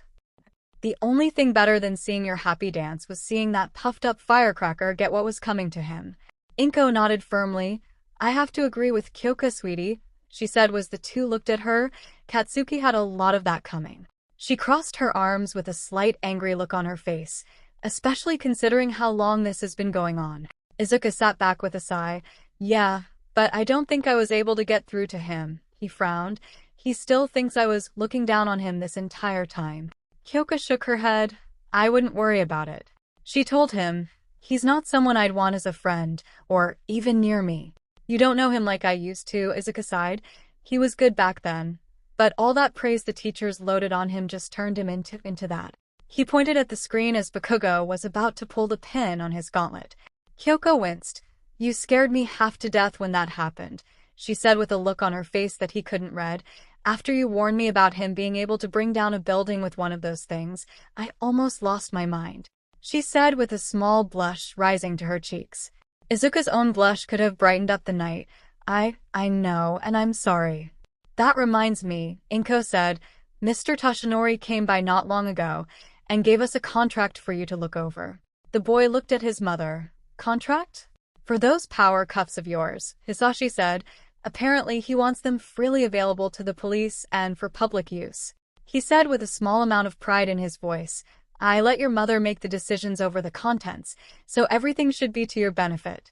I left it on your desk, sweetie, his mother said. Kyotoku chuckled. Not even a licensed hero, and he's already rolling in dough, he said, smiling over at his daughter. I could almost approve. Almost? Mika smirked at him while their daughter just glared. Izuku frowned. Approve of what? Nothing. The girl huffed before she noticed that Eri was beginning to nod off and smiled. Come on, Munchkin, time for bed. She got up from the couch and picked the little girl up. Izuku got up to join her. The parents watched as their children took the little girl upstairs to be put to bed, Mika and Inko smiling at each other knowingly. Kyotoku smiled as he picked up the remote. Mind if I skip back a few scenes? That crotch move was classic. The look on the other kid's face. Go ahead, Hisashi grinned. I want to see that myself. Upstairs, Kyoko was just tucking Eri into bed while Izuku pulled the covers over her. She was already fast asleep before her head hit the pillow. I thought she would have been scared to death today, Izuku said quietly, but she handled it a lot better than I ever thought possible. She's stronger than you think. Kyoka stepped back and smiled at the doting look on Izuku's face as he looked down at his daughter. You should have seen her cheering you on in the observation room, she told the boy. It was adorable. I don't think anyone was rooting for you as much as she was. Izuku looked at her with that same smile on his face, making her heart flutter against her ribs. What about you? Kyoka blushed slightly. What about me? Izuku turned to her fully. Please, don't play games with me now, he said in a pleading voice. We've known each other for months and by now, even I can tell that there's something between us. He took a step closer to her and that kiss was... Kyoka stepped back. Yeah, I know. She frowned and began twirling one of her jacks around her fingers. Listen to him, Quicker than she could blink, Izuku closed the distance between them, his left hand rising to her face. When it came to kissing, neither teen had much experience. Kyoka had only ever kissed her parents, and that was always on the cheeks. Izuku was the very first boy she had ever kissed, the only boy that she had ever wanted to kiss. What Izuku was doing to her was a simple touch of their lips, nothing fancy like what she had read in the romance novels she secretly kept in her closet. But the famous spark was definitely there. Literally. Ouch. Kyoka yelped, barely managing to keep her voice down as she felt the electrical charge pass between their lips. Izuku, true to fashion, all but freaked out. Oh God, I'm so sorry, he yelped, his face flaming red. Are you okay? Kyoka looked at him, her cheeks as red as his own, one hand raised up to her still tingling lips. Then she burst into quiet giggles. Wow. I never thought you were supposed to feel an actual spark when you kissed someone you liked. Izuku felt a small smile tug at his lips. So then? She raised a finger to his lips, quieting him down for the moment, before she took hold of his hands and led him out into the hallway. The door to Eri's room closed with a soft click. She then smiled up at him. You really should have known better than that, she said in a mock scolding tone. What if Eri had woken up and seen us? Izuku rubbed the back of his neck bashfully. I claim momentary insanity, he muttered, making the girl giggle again. Well, it's true. It's been hard to think straight because of you lately. Kyoka gave him a small tender look before she stepped up and wrapped her arms around his chest. Then you need more practice, she sighed against his chest, and, to answer your sorta question. Her face darkened in color again. Yeah, I do like you, like a lot. She heard the pace of his heart increase in speed. Her jacks curled in delight. I try not to show it, but I kinda get crazy jealous when the other girls get too close or flirt with you. Izuku chuckled at that. I'm honestly flattered, he told her as he brought his arms up around her. But you don't need to be jealous. Are you kidding me? She looked up at him with annoyance. I'm the only girl in class that has an AA cup and a stick figure. She attempted to step away, but he held her tighter. I don't care about any of that, he said in a hushed tone. Yes, I find the rest of the girls in our class attractive. She huffed and looked away from him only for him to lean down to her exposed ear. But I'm not attracted to them. She shivered. How did this stuttering nerdy mess of a teenage boy turn into this husky-voiced Casanova wannabe? She bit her lip, refusing to look at him. Give it time, she muttered. You'll want someone else with a better body than me soon enough. Izuku frowned at her, but I like your B-body. She finally turned back to him with wide eyes. Sure, you're slim, B, but you have curves. To prove his point, his hands ghosted down her sides, tracing her figure. Her skin prickled with goosebumps under his touch as his hands skimmed just below the edge of her shirt. And feel your chest. It's perfect. She scoffed. You say that when Yamamoe has a C-cup? She muttered. She half expected him to start muttering about proper proportions, but she was not expecting one of those hands on her waist to rise up and very slowly make its way up her body. She looked at him in surprise as he paused a moment, his hand against her ribs, his eyes boring into hers. He was silently asking her permission. Her eyes drifted down toward his hand, her head bobbing slowly in a very slight nod. His hand moved upward. A gasp escaped her while she clapped a hand over her mouth to keep her voice down as his hand palmed her breast through the thin cotton of her shirt. His hand jerked away. Did I hurt you? He asked, almost frantic. Kyoka's face was flaming red, but she shook her head. I'm just a little sensitive. She saw a small smile twitch on his lips out of the corner of her eye for a moment before his hand returned. Perfect, he muttered as he massaged her. Kyoka's legs trembled as he continued until her restraint broke. She reached for him then, pulling his head back down so she could reach his lips.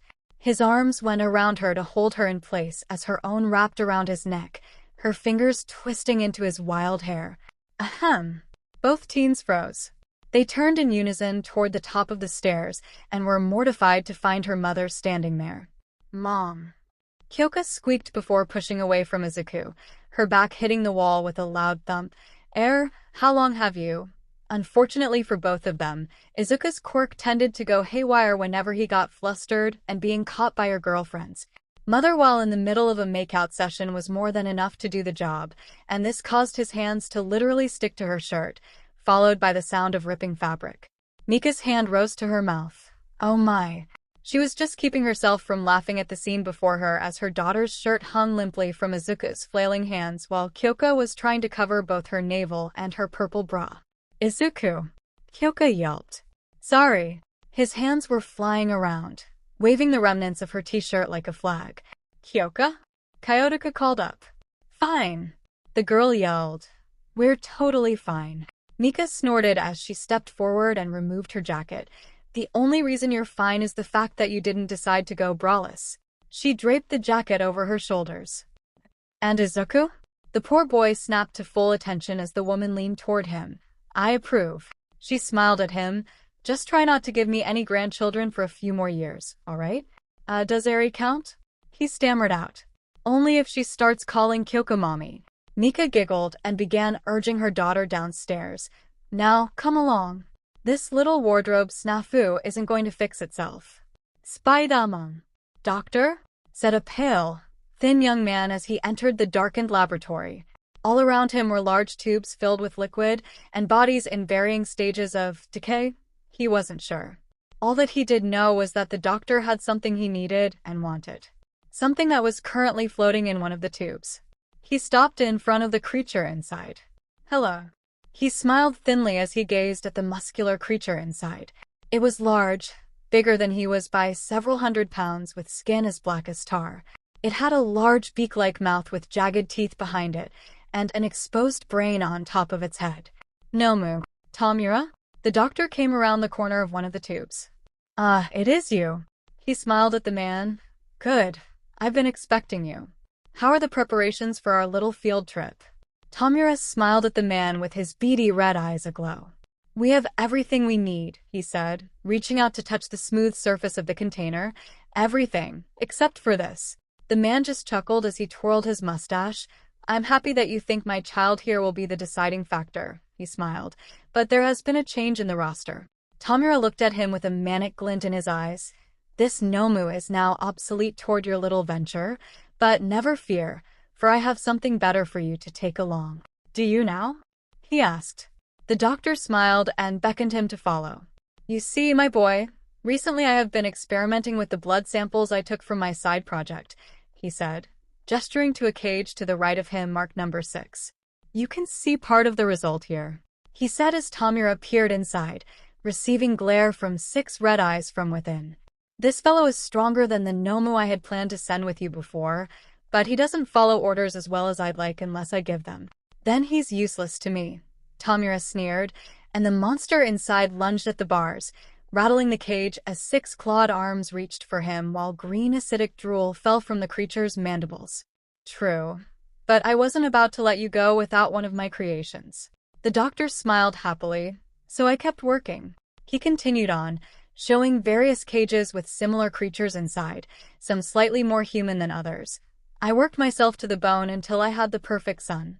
He stopped in front of a pair of life support pods, and then I replicated him. He pressed a button and the pods hissed open. Inside were a pair of tall hulking creatures that lumbered out. Let me introduce you to my arachnoids, number 7. He gestured to the creature on his left, and here we have number 8. He gestured to the creature on the right, both of them larger than number 6 had been, totally obedient, merciless, and deadlier than any nomu I've ever created. And these will be able to kill All Might? 𝗓𝗵𝗲 asked warily as acid dripped from their mandibles. Oh, these fellows aren't for All Might. Mind you that I wouldn't dismiss them taking him down as powerful as they are, he said hurriedly. But they will be going with you. And so shall I. 𝗓𝗵𝗲 looked at him in surprise. You, doctor? Someone has to control my boys. He smiled proudly at the 2 hulking creatures, and UA is a treasure trove of untapped resources I can't possibly pass up. He grinned as he pulled a photo from his coat. Also, I have been asked by the local Yakuza to retrieve something for them. He showed 𝗓𝗵𝗲 a photo of a tiny white-haired little girl. And using her quirk, I think I can expand my nomus abilities tenfold. His eyes glinted behind his glasses dangerously. Well, then, who am I to deny you when you sound so excited? 𝗓𝗵𝗲 asked .1 shenanigans. Hisashi Midoriya hated the press. Not only did reporters and photographers not know how to take no for answer, they often caused more problems than the low-life villains he had gone up against in his time as a vigilante. This morning had been no different than that as a swarm of reporters had flocked to the gates of the school, dragging himself, Eraserhead, and Present Mike to the forefront to keep them out. One plucky reporter had tried to barge her way in, which had set off the school's defenses, nearly costing her an arm. But it had solved the problem of the reporters for a short time. As Hisashi was making his rounds across the school, he came across one of the metal plates that had once been a gate to keep people out, rusted and corroded into dust. He took a sample of it to the forensic science class to be analyzed before making his report to Nizu. Aside from the reporters barking outside the walls to see All Might, he said to the intelligent rodent, the only anomaly I found would be the corroded steel gate, which forensics said was the work of someone's quirk. He said as he read his report, do any of the reporters that were here today have a quirk that can do something like that? The principal shook his head. I'm afraid that I don't know, but I can assure you that I will be looking into it, he said with a deep frown on his mammalian face. Those reporters caused quite a ruckus, and I can't have such things happening on my campus, especially since it caused a panic during the lunch period. Some students were nearly trampled. Hisashi nodded. I'd heard about that. He then smiled. Apparently Izuku was the one that stopped it. Indeed, your son is shaping up to be a fine young hero in the making, Hisashi, the rodent said. He was recently made the class president alongside Miss Yorozu, a fine upstanding young lady, if I'm not mistaken. Hisashi frowned. I hope that doesn't cause any friction between him and Kyoka, he muttered mostly to himself as the principal looked at him. Those two have become pretty close since entering UA, and little Eri adores her like a mother. He explained. Nizu nodded in understanding. If that's the case, then I understand your worry, but I feel that it's not necessary. He smiled. If the rumors I've been hearing lately have any truth to them, then your son and Miss Jirō are the school's new power couple. Hisashi grinned at that. That's a good thing. Inko's been hoping they'd get together for a while, he said. Anyway, that's my report. I'll check the security footage for anything I might have missed. A moment before you go, Nizu said, I'd like to ask if you'd mind subbing for one of our teachers in a few days' time? Hisashi looked at the rodent with a raised brow. Really? You want me teaching your students? I don't see why not, the principal said. Technically, you're a part of UA's staff, and all of our staff members have a responsibility to teach our students. And how many of your teachers were once vigilantes? The principal just smiled at him. I know that you believe you haven't the right to teach these children, but I've watched you while you train with your son and Miss Jirō in martial arts. He said, not only do you take care to not harm them during your sparring sessions, but you take the time to explain the movements during the spar, instead of letting them make fools of themselves as some of our other teachers do. That's because I have street smarts, Hisashi frowned. Most of your teachers haven't had their noses to the pavement in years. I will admit that, Nizu muttered. Aside from All Might, most of the teachers don't work the streets as they did in their heydays. He smiled at the former vigilante. You, however, are unique among them in that you fight as a hero, but you also know how to fight against other heroes. To my great regret, Hisashi muttered. There's no regret can't be made into a boon, my friend, the rodent said. And your skills could save the lives of our students if you took the time to teach them. He smiled at the man as he donned his helmet. What do you say? I say, someone knocked on the door. Come in. Nizu called out softly. The door opened and in walked Izuku. Sir, I was wondering if you've seen my dad. The boy paused as he saw his father standing in the room. I'm sorry, I'll come back later. Hold on, kiddo, we were just finishing up, Hisashi said, nodding to Nizu before turning toward the door. I'll give you an answer by the end of the day. Fair enough, the rodent smiled as the pair left his office. Hisashi looked at his son as they made their way out of the principal's office. It's rare that you come looking for me during the day, son. He mentioned as the boy blushed. Something happened in class I need to know about? Izuku opened his mouth, but nothing came out. He sighed in frustration. This is so awkward. Well, take your time, his father said with a slight chuckle in his throat. His son was finally trying to open up to him, and that meant he was beginning to trust him. No matter how long it took, he would listen to anything his son had to say to him. How did you know Mom was the right girl? Izuku blurted out. Alright, almost anything. This is about Kyoka, ain't it? The man sighed deeply, disengaging his helmet so he could look down at his son. Son, you're young, and thinking that you've already found the girl you want to go steady with so early on isn't something to take lightly. Izuku looked at him. You mean you don't like her? Not even remotely what I meant. Hisashi shook his head. I'm glad that you found yourself a girlfriend and a damned good one at that, Izuku, but only time is gonna tell you if she's the right girl. He saw his son looking at him in confusion, making the man palm his face. Alright, I'll tell you how I felt about your mother. The boy smiled brightly. We've known each since we met in high school, your mother and me. But neither one of us managed to get a hero license. She was okay with that. But I wasn't, so I started doing vigilante work while working another job. She knew that I was doing good work and doing what I loved. She supported me, son. That's what made me want to be with her. And somehow, she wanted to be with me as well. He smiled down at his son and ruffled his hair.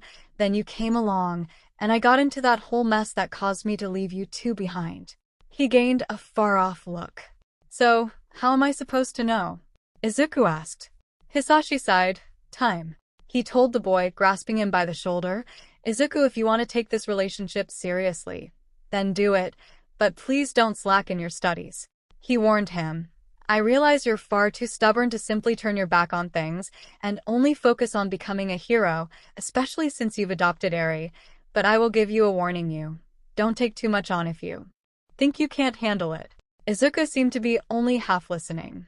So I should take everything seriously? Then, an idea popped into his head as he suddenly rushed ahead of his father. Hey kid! Hisashi shouted. Thanks, old man. Izuku shouted back. A vein pulsed on Hisashi's head. Who's an old man? He yelled after the boy. Spider-Man. Later that evening, Kyoka's room was unusually crowded as she, Momo, Toru, Mina, Achiko, and 𝐬𝐸 were gathered there, the floor littered with snacks and drinks that they were sharing, while their laughter cascaded off the walls. I'm totally serious. Toru grinned widely from under a pink bear-themed onesie, her form still visible on account of her refusal to remove Izuku's power cuff. When my parents saw me, they went nuts. I thought I was gonna start crying too. You totally started crying when you first put that thing on. Kyoka grinned right back at her before crossing her arms with a glare thrown toward the girl, and nearly flashed my boyfriend. Achiko giggled, and the teacher. Pretty much the whole class, 𝐬𝐸 said with a cheerful croak in her voice. It's lucky that my Netta was transferred out. She gave a slightly annoyed croak. I'm sorry that he was kicked out of the hero course, but I've heard some pretty bad rumors about what he gets up to. So, Mina drawled out with a sly look in Kyoka's direction. What's it like dating Midoriya? She asked as she, the girl looking excited at the chance to hear about the first romance to happen in their class. Sitting on her bed, Kyoka gained a neon red blush across her cheeks. Well, she took the ends of her long lobes and started tapping her jacks together. We haven't really had the time to actually date, you know? She mumbled as the other girls giggled around her. I mean, we just got together recently and he's got 𝐸𝐸, and we've both got our schoolwork. Being a new couple I can believe, Toru butted in. But both of you take care of 𝐸𝐸, and you do your homework together most evenings. She wiggled her bushy eyebrows at her. Are you gonna sit there and tell me that nothing's happened between the two of you aside from that kiss during the battle trials? No kissing. The pink-skinned girl leaned toward her with a small lavender blush on her cheeks. No touching? Mina grinned at her when she saw a more prominent blush rise up on the girl's cheeks. Uh-huh. I knew it. Deets. I need deets. She squealed excitedly. Momo giggled at the girl's antics. Now, we really shouldn't pressure her. She smiled at the girl who smiled back gratefully. Though I have to wonder, how long have you, liked him, I suppose? Kyoka shrugged. Kinda hard not to like a guy that'd risk his life to save a little girl, she said as Momo nodded in understanding. Even when he's bleeding out, the other girls paled. Ochako frowned a little at that. I knew you said that he'd been shot, the round-faced girl said, but I didn't think it was that bad. She nodded, remembering that strange, horrible rainy day when their paths had crossed. Yeah, it was really bad. Kyoka smirked a little. Weird, huh? Falling for a guy that was covered in his own blood when we met? If you don't mind me asking, 𝐸𝐸 said, what's the story with all of the scars I've heard about? She asked with Mina and Toru turning in her direction. I overheard Kirishima and Sato mention that he was covered in some pretty nasty burns. She explained. At the mention of his scars, Kyoka gained an angered look and huffed. You can thank Bakugo for that, she sneered. He's Izuku's childhood bully. Yeah, Toru frowned. We heard as much over the speakers the other day when they were fighting. She sighed as she shook her head, shivering. Did he really tell him to kill himself? She asked as the others turned to Kyoka with looks of concern. Again, Kyoka shrugged. He doesn't bring it up, and I won't drag it out. She shook her head with a deep sigh. I'd rather not open old wounds. Good idea. Momo nodded. Though I will say that allowing such a person to enroll in this school is beyond anything I thought 𝑈A would ever tolerate. She frowned as she thought about the ashen blonde. He's more of a villain than a hero at this point, and aside from Kirishima, there aren't that many in our class he's close to. Mina giggled. Yeah, but we all saw Midori kick Bakugo's butt, so we all know that he's not untouchable. She grinned as the others agreed before she directed her attention back to Kyoka. So, you knew Midori for a long time before school started. Kyoka nodded as Mina spoke. Mind telling us what attracted you to him? Kyoka had to giggle at that. Oh, you know, the usual, she said, twirling one of her jacks around her finger. Cute face, and in totally rockin' bod. Mina and Toru squealed while Ochako, 𝐬𝐸, and Momo giggled and blushed when they remembered the Verdette's form-fitting costume, and the other girls quieted down and moved in eagerly. Well, you all know this, but he's probably the sweetest guy I've personally ever met. Yeah, Toru sighed dreamily. Mina giggled. He sorta gives off this warm vibe, doesn't he? She gave a sly look toward Kyoka. I bet kissing is like biting a hot cinnamon roll, ain't it, Kyo? She got the reaction she wanted because Kyoka's neon blush returned full force. Uh-huh. I knew there was more kissing than during the battle trial. Kyoka's jacks were going haywire, so we kissed a few times, big deal. she half shouted. Kissing is good and all, Toru grinned at her. But has there been anything else? She wiggled her brow suggestively at her, and Kyoka covered her face as the question brought up another little incident. Oh my gosh! Toru and Mina squealed as the dots connected themselves. Seriously? You guys already? Whoa no. Kyoka shouted, her face so red that she was literally steaming out of her ears. We have not gone that far, yet no way. She said yet. Mina pointed out while she and the others howled with laughter. You guys. Kyoka wailed. Even Momo and Ochako were beginning to laugh as the poor girl covered her face in shame. Now, both of you stop it. Momo giggled. I'm sure that they're both being responsible. Plus their parents live on campus, Ochako pointed out. I know that if I had a nice boyfriend, and my parents were nearby, I wouldn't even be brave enough to hold his hand. Kyoka had calmed down slightly after seeing that at least 2 of her friends were on her side. Plus they have Eri to think about, Karo. And 𝐬𝐤 made 3. Does she call you her mom like she calls Izuku her dad? Kyoka smiled a little. No. At least, not yet. She wasn't sure how the little girl saw her, but it was obvious to everyone that Eri was just as attached to her as much as she was to Izuku. Before the conversation could go any further, someone knocked on the window? Huh. Toru blinked in confusion as she noticed the hand disappearing below the windowsill. But we're on the 3rd floor. Kyoka yelped as she guessed just who it could be right when Mina made the same connection.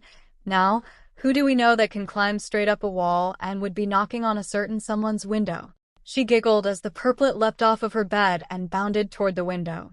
Oh, this is totes a scene straight out of Romeo and Juliet. Do you looked at her? Mina, I don't think that's a good reference considering how it ended, Karo. 𝐬𝐤 croaked as Kyoko threw open the window, and a familiar head of green popped up. Hey. Midoriya. Izuku's eyes nearly bugged out of his head. Sorry, I didn't know you had. Oh, don't mind us. Momo got up and started shooing the other girls out of the room. We were just leaving, weren't we, girls? Mina and Toru complained loudly while 𝐬𝐤 and Ochako helped in herding the 2 romance-loving girls out. Kyoka giggled and waved at them as the door closed behind them.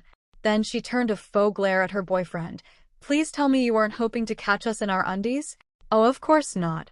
Izuku was already freaking out just as she had hoped he would. I'd never do something like that, you know, but...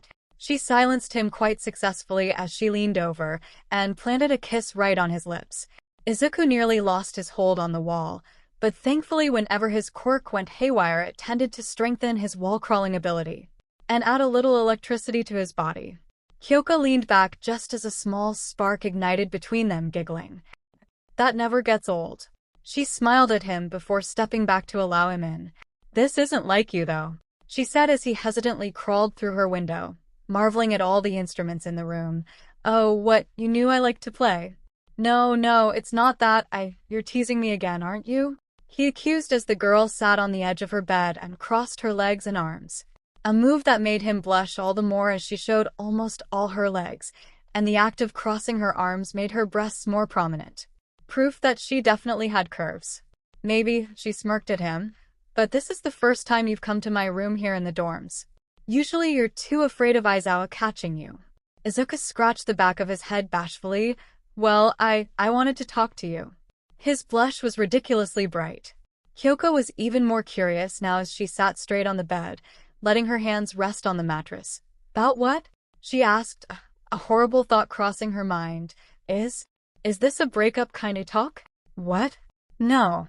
Izuku yelled loudly before clamping his hands on his mouth. Heaven help them if Ida caught them. I mean, this is just the opposite. He grew quiet. Kyoko let out a breath she realized she'd been holding in ever since she asked the question. Now relieved, she motioned for him to sit next to her. He did so cautiously. She smiled at that. They had sat with each other on the couch in his house several times, but their parents had been near, and they'd both had Eri right next to them. Now, they were alone together in her room, with no parental supervision whatsoever. She fidgeted nervously as she felt the heat of his body next to her. Okay, so, what is it you want to talk about? She asked as the boy's legs started jumping nervously. I mean, it hasn't really been that long since we got together, but things have been. She blushed, looking down at her lap. Really great. Izuku finally smiled. Yeah, they have. He nodded. That's what I wanted to talk about. He reached into his pocket and pulled out. Holy crap. There was one thing that the two teens had in common. When completely flustered or speechless, their brains completely shorted out. And when Izuku pulled out the little velvet ring box, her brain went as wild as one can go. Her heart started beating like a rapid drum solo while she heard wedding bells ringing in her ears and started seeing visions of herself in one of those gaudy white dresses, a house with a white picket fence. The works, really. I had a talk with my dad earlier today, Izuku went on, startling her out of her teenage romance-induced stupor. He thinks we might be moving too fast, but He hesitated for a moment, but then with shaking hands, he opened the box. Her heart fluttered. Inside was a simple silver ring with small diamonds laid out in a pattern to form a musical note. But it wasn't an engagement ring, much to her surprise and disappointment, but a promise ring. Still, seeing the ring brought a smile to her face as he lifted it from the cushion. She offered up her right hand, allowing him to take it and gently slipped the ring onto her ring finger. I'm not really sure I know what love is, Izuku confessed as he clasped her hand between his, raising his eyes to meet hers. So I can't say I love you, not yet. He shook his head, but I do know that I want to be with you for however long this, whatever it is, can last. He gave the girl a shaky smile as he finished. All the while Kyoka had to bite her lip to keep herself from choking up, her left hand flying up to hide her quivering lips.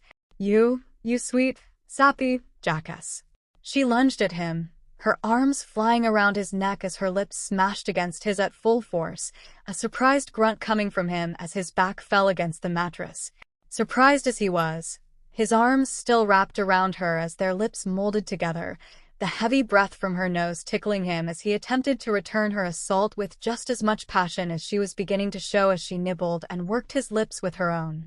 He rubbed her back, his hands moving in gentle circles while trying to memorize each curve. Her hands weren't idle, either as she moved them up his neck and into his hair, her nails scraping against his scalp pleasantly before they traveled down the same path to his chest. His abs. Then she surprised him by slipping her hands beneath his shirt, moaning into his mouth as she felt up his muscles. But two could play at that game. While one had stayed on her back, the other dipped lower and cupped her but with a light squeeze. She moaned, pressing herself firmly against him while pushing his shirt up toward his shoulders. She broke off kissing him for a moment as she pushed the shirt higher. He raised his arms instinctively as she pulled the article of clothing off of him and tossed it aside. Her eyes traveled across his skin, her heart almost stopping. Once again, she was reminded just how harsh Izuku's life had been. The boy, having realized why she was staring, went pale for a moment, turning his head away from her in shame. Kyoka hated herself in that moment, knowing that he was as self-conscious as she was. So she did the only thing she could think of. She reached down and pulled her top over her head and dropped on the floor next to his. He turned his head back and stared at her in a way that she couldn't fathom, the way his eyes seemed rove over her body, sending shivers through her. She crossed her arms over herself, embarrassment clear on her face. See, could you not stare? She asked, her voice was trembling. Then, instead of waiting for him to respond, she leaned down, circling her arms around his chest, pressing her lips against a patch of scarring on his left pectoral.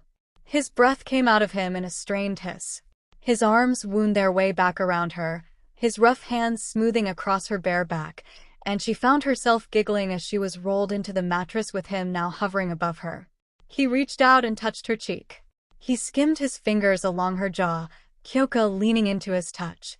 He pulled her into his arms and kissed her. She cupped his face between her hands, peppering his face with light, feathery kisses. Izuku. She breathed against his face, her fingers tangling into his hair as she drew him toward her lips again. His voice was hoarse as his body hovered just mere inches above hers. We shouldn't be doing this. His words seemed to sober up from the passion-induced high for just a moment. Looking at themselves, she found her shorts pulled half down her hips, and the straps of her bra down her shoulders, almost revealing her breasts. Izuku was in a similar state.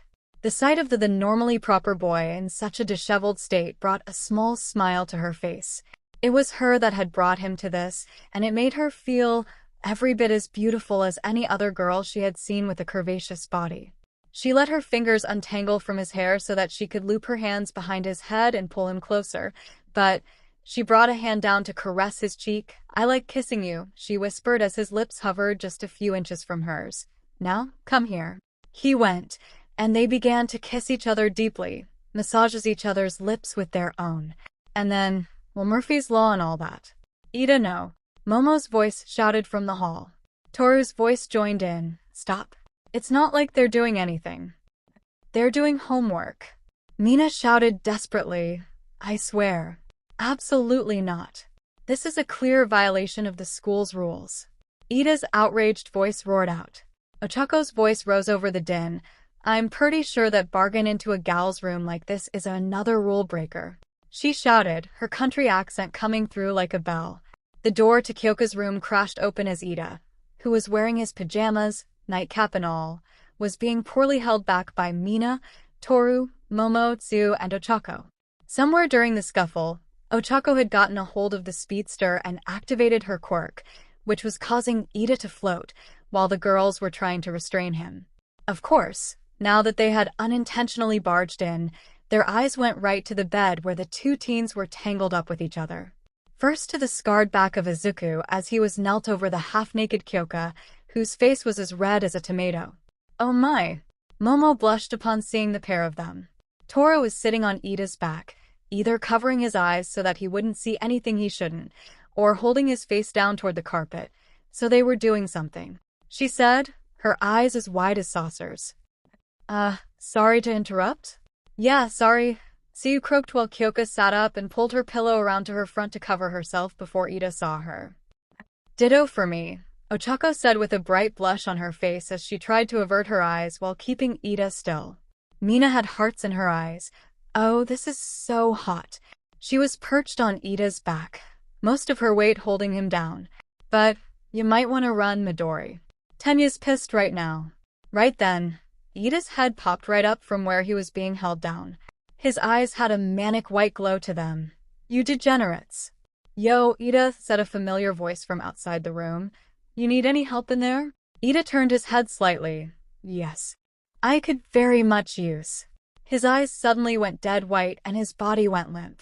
"Ida, go to sleep and stay that way until your alarm goes off," Shinso's voice said from the hall, "and forget why you were upset with Jiro and Midoriya." Ida's head suddenly dropped while a huge snot bubble started rising in and out of his nose while he snored. Toru sighed in relief as she got off the sleeping teen. "Phew, thanks a lot, Shinso." She called out to the teen. "Just tell the lovebirds that they owe me one," Shinso said, his voice growing fainter. "Good night." Momo and Ochako were quick to move the prone teenager out of the room while Mina and Toru cast a few curious glances toward the pair of them. Tsuyu took it upon herself to usher the two of them out. "Sorry we couldn't stop him, Karo," she said. "Have fun, you two." With that, she used her tongue to close the door. Thanks?" Izuku muttered, his face flaming red just as Kyoka's was. "Oh God." Kyoka moaned/laughed as she buried her face in the pillow she held. "We're never gonna hear the end of this." Izuku got off the bed and reached for his shirt. "I should probably—" One of Kyoka's jacks whipped out and wrapped around his neck. "Go?" Kyoka smiled at her boyfriend. "Oh, I didn't say we were done." She reeled him back in. "Get over here." Assault on the 𝐒𝐩𝐢𝐴 Crimson Cowl. The next morning when Kyoka finally managed to drag herself out of her happy, dreamy romance-induced sleep, the first thing she did was check her right hand, and release a sigh of relief when she saw the promise ring nestled on her finger. It wasn't a dream. She sighed dreamily as she hugged her pillow against her chest, giddiness rushing through her like the ultimate sugar rush. A soft rapping at her door pulled her from her thoughts. "Jiro?" It sounded like Mina. "Sorry to wake you, sweetie, but Mr. Aizawa popped in and said that you've got some new equipment waiting for you down in the support course room." Kyoka perked up. "New gear?" she asked. "But I never ordered any." Mina opened the door and poked her head in. "Yeah." Everyone else thought it was weird. She stopped as her big dark eyes landed on the girl still in her bedclothes, minus her normal deep dope tank top, which was still on the floor. "Whoa. He really, never mind." She coughed suddenly and bustled into the room. "Come on, we need to get you presentable before Ida comes barging in here again." "Presentable." Kyoko wondered as Mina grabbed her and hauled her out of bed. Mina, what are dash? Mina turned to her. Sweetie, the entire left side of your neck is covered in hickeys, she informed her with a bright lavender blush on her cheeks, something rare in Mina's case, and I doubt you want Ida, or God forbid, a teacher seeing those. Kyoko's hand all but flew up to her neck as she felt the swollen skin around the left side. Oh God, my parents are gonna kill me. She moaned as Mina dragged her into her bathroom and sat her down in front of the mirror, giving her a perfect view of the damage Izuku had done to her. Oh, God. Now, this is fixable, Mina assured her as the bubbly tone returned to her voice. She nipped out of the room for a few minutes, but returned with a makeup case in hand. I've got everything you need right here, so no one will be the wiser except you and Midori. Kyoko groaned. She hated makeup. A few minutes later, Kyoko loved makeup. Mina was humming a tune as she applied the toner to her skin. The redness was all but gone now thanks to her work. She then applied a light shade of violet lipstick to Kyoko's lips to hide the swelling there from last night's kisses. There, the pink-skinned girl smiled as she let Kyoko take in her work. You look absolutely beautiful, Kyoko. A blush rose to her cheeks. You really think so? She mumbled with quiet disbelief. Mina just grinned at her in the mirror and hugged her from behind. I sure do, and we're all really happy for you, you know? Mina giggled as both recalled the near fiasco that had happened the night before. And since it's Midori, you probably got the best guy in class. Kyoko giggled and looked at her. Seriously? Yeppers, she grinned. He's cute, he's smart, and he's got a quirk that's bound to take him far in the hero business. She told her, you two are bound to have a great life if things work out the way I hope. Mina obviously hadn't seen the ring on her finger yet, so Kyoko covered it discreetly with her left hand. You really think we're a good match? She asked as she thought back to the night when it all began on their way to UA to keep Eri safe. The first thought of being included in Izuku and Eri's little family that had crossed her mind had happened then. Oh, totally, Mina giggled, and I'm super jealous. She gushed and hugged her tighter with her cheek against hers. I mean, come on. Midori's a catch that you'd be crazy to throw back. Plus, Eri's the sweetest little angel I've ever met. She giggled as she gave the girl a sly grin in the mirror. I can honestly say that if you two break up, then Mama Pink's swooping in to snatch them up. Kyoko grinned right back at her. In your dreams. Mina giggled once more and kissed her on the cheek. That's what I like to hear, she said. Now, come on and get dressed. Kyoko allowed her to pull her up. So, how did things go with Ida? After Shinso came by and brainwashed him into forgetting what he saw, we all just tucked him into bed, she giggled. He didn't seem any wiser about it this morning, and no one mentioned anything. But the girl frowned a little. Shinso did mention that he'd remember in a few days, but that'll give you guys time to prepare. Kyoko palmed her face. Ugh, of course it wouldn't be permanent. She moaned while Mina just giggled. Spider-Man. Thank you for coming on such short notice, Toshinori said as he poured tea for his guest. I realize that I called you out of the blue, and considering how long it's been since we last spoke. The man in front of him shook his head. There's no need to apologize, All Might, he said. I was rather insistent the last time we met. He reached for his tea and took an appreciative sip. Now then, Mirai Sasaki said, to what do I owe the pleasure of this meeting? Toshinori chuckled. You're the one with foresight, Night-Eye, so why don't you tell me? It has something to do with your successor. That much I am certain of, the man said. I do have someone in mind to accept it, if you're willing to meet him. Toshinori nodded. In truth, I thought that I'd already found the perfect successor. Mirai gave him a startled look, a quirkless boy with kind heart and a brave soul. You say that you thought you had found the right one, Mirai said, his thoughts turning to his quirk for a moment as he considered using his foresight to see All Might's choice, even though he knew that it would anger his former mentor. Did something happen that made you change your mind? Taking a deep breath, Toshinori shook his head. Honestly, I think I might have ruined my chances of taking him as my successor, he said, much to his former sidekick's confusion. When I first met him, he asked me out of desperation if he could be a hero, even though, at the time, he didn't possess a quirk. He shook his head. I thought I was trying to protect him, so I told him that he couldn't be a hero. A wise choice given your past experiences, Mirai said with a slow nod. But you said that he didn't have a quirk at the time? Toshinori chuckled. I'll get to that in a moment, he told him patiently. Anyway, 10 months later, who should I see at the entrance exams but that same young man? He frowned. I was so ashamed of myself. In the time between our first meeting and the exam, that boy had not only improved himself to the point of near quirkless superhuman strength, but he had created support items for himself that made him a shoo-in for the support course. He hung his head. I wanted to give him my quirk right there and then. Even though he failed to score enough combat points, it didn't mean that he didn't pass. He acquired a school record in rescue points, but Nizu thought the same way I did all those months ago and declined the boy's acceptance into the hero course. Mirai nodded again. Unfair to be sure, considering that could be grounds for a geneticism charge. That's close to what I said in the end. Toshinori snorted. But I failed to find him after the exam, and I lost hope of ever seeing him again. He laced his fingers together. Then I get a call from Naomasa, you remember him, about a case of abduction and extreme child abuse. The former sidekick winced. Those cases are never pleasant to deal with.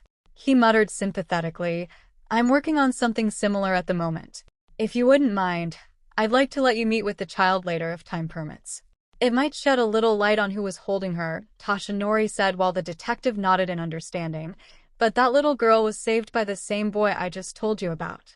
He was shot in the process, but all the time that he was bleeding out the only he thought of was getting the poor little thing to safety. He sighed. Luckily enough, he ran into some friends that were able to take the girl to the police and get him medical attention, and that's where things got interesting. The doctor that treated him used the boy as an experiment, I suppose. Toshinori's form began to smoke as he bulked up in anger. It was a mixture of what I'm told was devil's breath and black widow venom, either one of which should have killed the boy, but they didn't. Instead, he spent a week in the hospital in a coma, then came out it with arachnid-like powers. If I were to try to sum them up as separate quirks, the boy would have 6 different quirks in total. Mirai looked at him shocked. Superhuman strength, enhanced speed, a powerful healing factor, the ability to crawl or walk on any surface without losing his balance, a sort of sixth sense that lets him detect danger, near or far, and he has a form of bioelectricity that he can discharge at will in small bursts, or one massive blast that not only fries tech, but messes with the nervous system. That controls a person's quirk, and can easily damage his surroundings if he unleashes enough of it.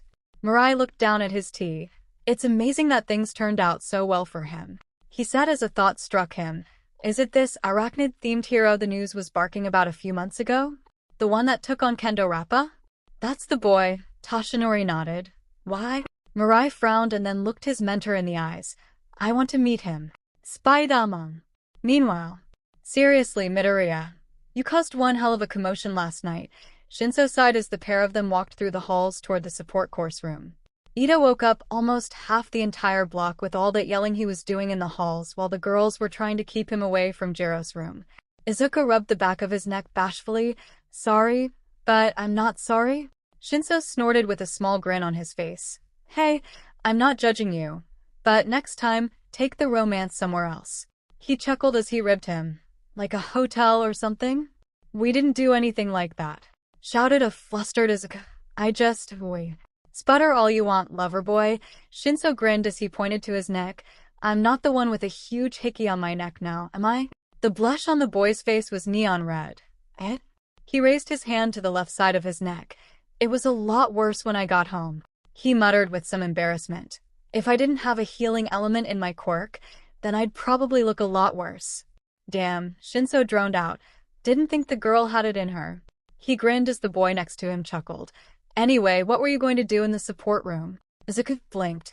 Oh, May's got some upgrades she wants me to test out for my mask, he said, pulling one of his now infamous notebooks from. Shinso didn't want to know. Really, his costume had no pockets. I also wanted to pitch a new costume design at her. Shinso looked at the page he opened the book up to and whistled. Hey, not bad, he said with a smile. But isn't the suit you have right now made by Might Tower's personal support gear company? Izuku patted his chest where the arachnid insignia was. Yeah, and it also follows the color scheme that Dad uses for his costume too, so I really like it, Izuku said with a small amount of pride. But I'd like something that makes me look a little more friendly while doing hero work in the daytime and keep this one for night work. Shinso looked at him and then his grin returned. Eri thought it was scary, right? The verdette's head dropped. Yeah. Shinso laughed then and patted his classmate on the back. You really do love that little girl, don't you? She's my world, his friend admitted with a brilliant smile. Well, her and Kyoka, he said as they came to the support course room, right as Kyoka was coming out with a small box in her arms. Shinso smiled when the girl caught sight of them and blushed as her eyes landed on Izuku. Speak of the devil, he sighed as he stepped past him. I'll go ahead and ask Power Loader about my equipment and costume design. You two, take your time. He entered the room, leaving the two teens alone. Izuku had a bright blush on his cheeks as he noticed the ring on her finger. Why you're still wearing it, he pointed out, cursing himself for his lack of brain power. Kyoka giggled, her jacks floating around her head. Yeah, not like I'm gonna take it off. She said, you getting some upgrades done? Yeah, May's idea, he said. I also want to have another costume made that won't scare Eri. Kyoka blinked rapidly. She's scared of your hero costume? She asked incredulously. This is the first I've heard of it. Izuku shrugged. She didn't actually say she was frightened by it, but she did say that the eyes on the costume were kinda scary. He said with a little smile on his face, and since she's been through so much already, I thought I should have something else on hand when I'm around school since the costume Mr. Yagi had made for me is more suited to combat. Kyoka giggled. I can see that, she said as she turned and placed her box against the wall next to the support course door. Do you have a design sketched out? He handed her his notebook and she looked down at the black and white sketch. Wow, I love the hooded look. She had a huge smile on her face as she tried to imagine the costume on her boyfriend. The darkened spots are obviously going to be all black, but what about the white and gray areas? Izuku frowned. I was gonna go with the same colors of my first costume? Whap, ouch. Kyoka giggled as she bopped him on the forehead with his notebook. That color scheme works for that costume, green bean. But if you're gonna take a step away from the original, then why not go all out? She reached into her pocket and pulled out a red pen. See here? She asked as he leaned over her shoulder to get a look at what she was doing. Red and black go really good together. Here in these lighter spots you can make it a crimson red. She colored in the chest area and part of the upper arm, and the darker areas can be ruby. Nah, wine red would look better with the black accents. Izuku immediately saw how the color scheme worked. Wow, you're really good at this, he said in wonder, then noticed a very warm scent. Cinnamon? Kyoka yelped and jumped away from him with wide eyes and her jacks going in every direction. She groaned and hid behind the book. Damn it, Mina. Izuku was about to ask what was wrong when he noticed that, unlike himself, her skin was clear of the previous night's activities between the two of them, and that she was wearing a light shade of purple lipstick. The moment he noticed her perfume and the makeup, he saw the girl in a new light, literally as it seemed as though there was a glow around her. Wow, the teen breathed out. You look stupid? Kyoka asked, thinking that Mina was just being nice to her earlier as she complimented her looks. Gorgeous, Izuku corrected her right away. A total knockout. He stepped forward and moved to book away from her face. Besides, he tugged at the neck of his costume where she had left her own marks. Your way works a lot better than this thing. He grinned as she gave a slight giggle. Gaia. Hatsum. Sorry. The doors to the support course burst open, and out ran Shinso looking charred and completely terrified. Seiba. He shrieked as he rushed past them with Mei running out after him carrying what looked like a spiky dog collar. Wait. The Rosette ran after him. You still haven't tried my latest baby yet. Izuku and Kyoka watched the drama unfold with twitching mouths as they fought back laughter while Power Loader came out with an irritated look on his face. Oh man, here we go again. He muttered before looking at Izuku. Oh, hey Midoriya, here for that new upgrade? Well. He pointed down the hall at the chase scene. Didn't Mei put it together? Power Loader shook his head. Are you kidding? Sure, she comes up with the idea and machines it here in shop, but I'm the one that finalizes everything, he said, gesturing to the ruins inside the room, and makes sure they're safe, unlike her test subjects. Kyoka laughed. Yeah, no kidding, she said. Is Hitoshi gonna be okay? He should be fine, Power Loader sighed. Now, about that upgrade. He held out his hand to Izuku. This is a new chip you'll need to install into your gauntlets. Since you can turn invisible, Hatsum figured you'd need something that would act like a silencer for your web shooters. She calls it the Ghost Strike program. Izuku grinned as he accepted the chips. Thank you, sir, and please thank Mei for me too. he said before Kyoka handed the teacher his notebook. "I'd like to have another costume built, too. Is that okay?" "New suit?" Powerloader asked, and then listened as Izuku explained his reasoning. "Well, I can understand that, and it wouldn't hurt to have a spare costume. Alright, but I'd like to use a different material than what 𝗵𝗃 used." "Go ahead," Izuku nodded. Powerloader had a grin on his face as he took the design. "I'll use a combination of military-grade fabric and adamantium threads," he informed him. "It'll be a little heavier than the usual, but way lighter than the costume from 𝗵𝗃 since it uses plates instead of any kind of mesh or threading. And it will be completely bullet and knife-proof. Elements, though, I'm not so sure. Heat will definitely be a problem, and maybe..." Powerloader then began to sound like Izuku on one of his muttering rants as he returned to his workshop and left the two alone again. "I think you might be rubbing off on him." Kyoka laughed. Izuku shared a laugh with her before he spotted Tashinori coming down the hall. "Young Midoriya," the blonde man called out. "Mind if I steal you for a bit?" "Go on." Kyoka smiled and bumped his shoulder lightly. "I'll see you at your place when you get done," she said as she picked up her box and started away from him, giving a nod to the skeletal man as she passed him. "Try not to keep him too long, okay?" she said in a bright tone. Tashinori chuckled at her. "You have my word, young Jiro," he said as she passed him. Izuku made the last few steps to meet him. "I hope I didn't interrupt you, my boy?" "Nah, we were just finishing up with the support course," the boy said. "What did you need, All Might?" Tashinori nodded. "I feel that there's no need to ask, but are you familiar with Sir Night-Eye? He was your second sidekick and your first official one when you came back to Japan after your time in America after David Shield." Izuku rattled off before he managed to stop himself before he went on another one of his rants. Is there something I can do for him?" Tashinori frowned. "I'm afraid that it's a little unpleasant," he said, much to the boy's confusion. "It concerns Eri and the people that held her for so long." When Izuku heard that, his fists clenched involuntarily, producing miniature arcs of electricity around his knuckles. "Does he know where they are?" Tashinori was surprised in the boy's sudden change in attitude.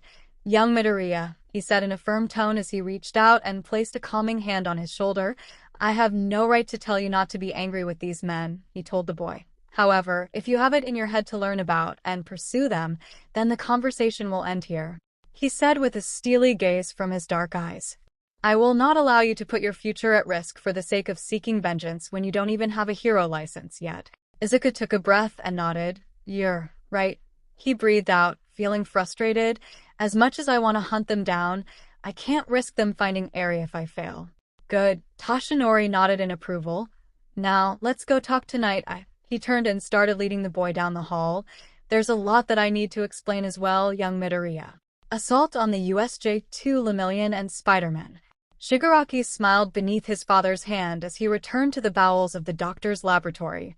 The day of the attack was drawing near. He had gathered a force large enough to give the advantage over even All Might, and even if they failed, they were all nothing but pawns to him. The real threat lay in the creations that he was now seeing. The doctor was in the middle of injecting some sort of substance into Black Spider's arm as he turned to the young man with a welcoming smile on his face. "Tamura, good to see you again, my boy." The man smiled as he finished with his creation. "I take it the preparations are all in order?" "We're ready," Shigaraki said.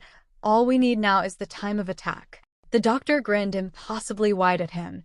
"And that, my dear boy, is what I have," he said, gesturing for the creature moved back into its pod while he motioned for the younger man to follow him. "The files you managed to get for me were of great use. All Might is scheduled to teach a class off campus in 2 days' time." "That would be Monday, then," Shigaraki said with a hint of excitement. "This is gonna be so exciting. I can't wait to rub the people's faces in it when their favorite hero is lying dead in the dirt." The doctor chuckled deep in his throat. "Indeed, my boy. I've lived through far too many of these puffed-up goody two-shoes doing hero work." He frowned as he pulled at his mustache. "But let's not forget that I will need all of the samples I can get," he reminded the young man. "And there is one child in particular that I'm greatly interested in." He pulled a photo from the pocket of his lab coat and showed it to the boy. "I think I've told you about her, haven't I?" Shigaraki nodded as he looked down at the photo. "Yeah, I think so, but I really don't care," he said. "I just want to kill All Might." Yes, I know," he said. "And believe you me, my boy, even if we do not kill All Might this time, The data I gather from the battle will give me all the information that I need to create my true masterpiece. Those two spiders aren't? Shigaraki asked. The doctor shook his head. Far from it. He led the boy deeper into his lab, passing various pods that held other nomu inside. My creations all have their flaws, my boy, but when the process is complete, my creation will have not a single solitary weakness or flaw when they is born. He turned to the boy. Even my own quirk wasn't perfect, you see, but that is what I strive for, absolute perfection of a quirk. Shigaraki nodded slowly as they passed a four-armed mechanism attached to what looked like a spinal cord. And the master's been helping you do that. He has, the doctor said, and it's for that very reason that he has my total loyalty. He continued. Now, while my body has aged, my quirk research has allowed me to evolve my quirk from life force to immortality. He grinned. I know more about quirks than any other human being on this planet, because I go beyond what normal people are willing to do. And it is for that reason that I absolutely must have this child, he said with a determination that almost scared the withered teen. She, according to Kurono and Chisaki, has the power to rewind an organism to non-existence if she didn't control her power properly. That means she could, theoretically, restore a being to their prime. He turned to the boy with his impossibly wide grin. Do you see where I'm going with this, Tomura? The teen did as his beady red eyes widened. You think you can use her to restore Master? Precisely, my boy, he grinned. And I do not care how much of her I have to dissect. I will have her power and I will bring the Master back to full power. Shigaraki smiled beneath the hand on his face. Then we should find this little brat while we're out having fun, shouldn't we? Indeed we should, my dear boy. The man grinned wickedly. Indeed we should. Spider-Man. To say that Izuku was nervous at the moment was a massive understatement. He was about to meet one of All Might's two former sidekicks. But judging by Toshinori's behavior, he should have been terrified. The man was worried, and seeing the man in his skeletal form or his muscle form, worried about him just meeting one of his old friends of all things had Izuku more nervous than he usually would have been. Standing outside one of the teacher's lounge, the man took a breath before looking at the young man. Put your mask on, he told the boy as Izuku gave him a look of confusion. His quirk requires direct eye contact, and I don't want him using it on you. Okay, why? Izuku asked as he pulled the mask on. Toshinori sighed. Mirai can be a tad bit paranoid, he explained, and he's just about as fond of me as you are yourself. Izuku blinked. Oh, so he's a huge Megadork fanboy, Toshinori said, then chuckled. But he is a good man and a fine hero. He frowned, even if he is a bit overprotective. He straightened and reached for the knob and opened the door. Mirai was no longer alone. Hey, I know you. The blonde-haired boy in the room yelled excitedly. You're that spider guy that the Daily Bugle's been writing about. The hero sighed and pushed his glasses up his nose. Mirio, what have I told you about reading that hero-hating nonsense? Sir Night-Eye asked in a drone. Aside from that horrible newspaper, I understand that he's been the talk among the first-year students. He nodded to Toshinori. Thank you for bringing him to meet with me so quickly, and I see that you've warned him about my quirk. Toshinori nodded. Can you blame me?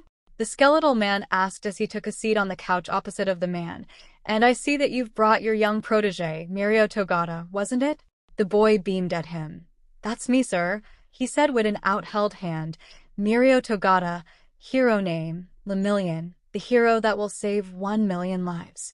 Toshinori chuckled as he shook the boy's hand before he say, Izuku following suit. I can see why Night-Eye likes him, the man thought. He's much like myself after receiving my quirk from Nana. Izuku, thankful for the mask since his smile would have put All Mights to shame, kept his voice level and calm. Mr. Yagi said that you had information on Eri, his voice then hardened, and who might have tortured her. The blonde boy, Mirio, looked horrified. Tortured? His voice came out in a strangled croak. Mirai kept his face just as calm as Izuku's voice seemed to be. That all depends on who this young lady might be, he said as he reached into his breast pocket. He pulled out what appeared to be a Polaroid photo.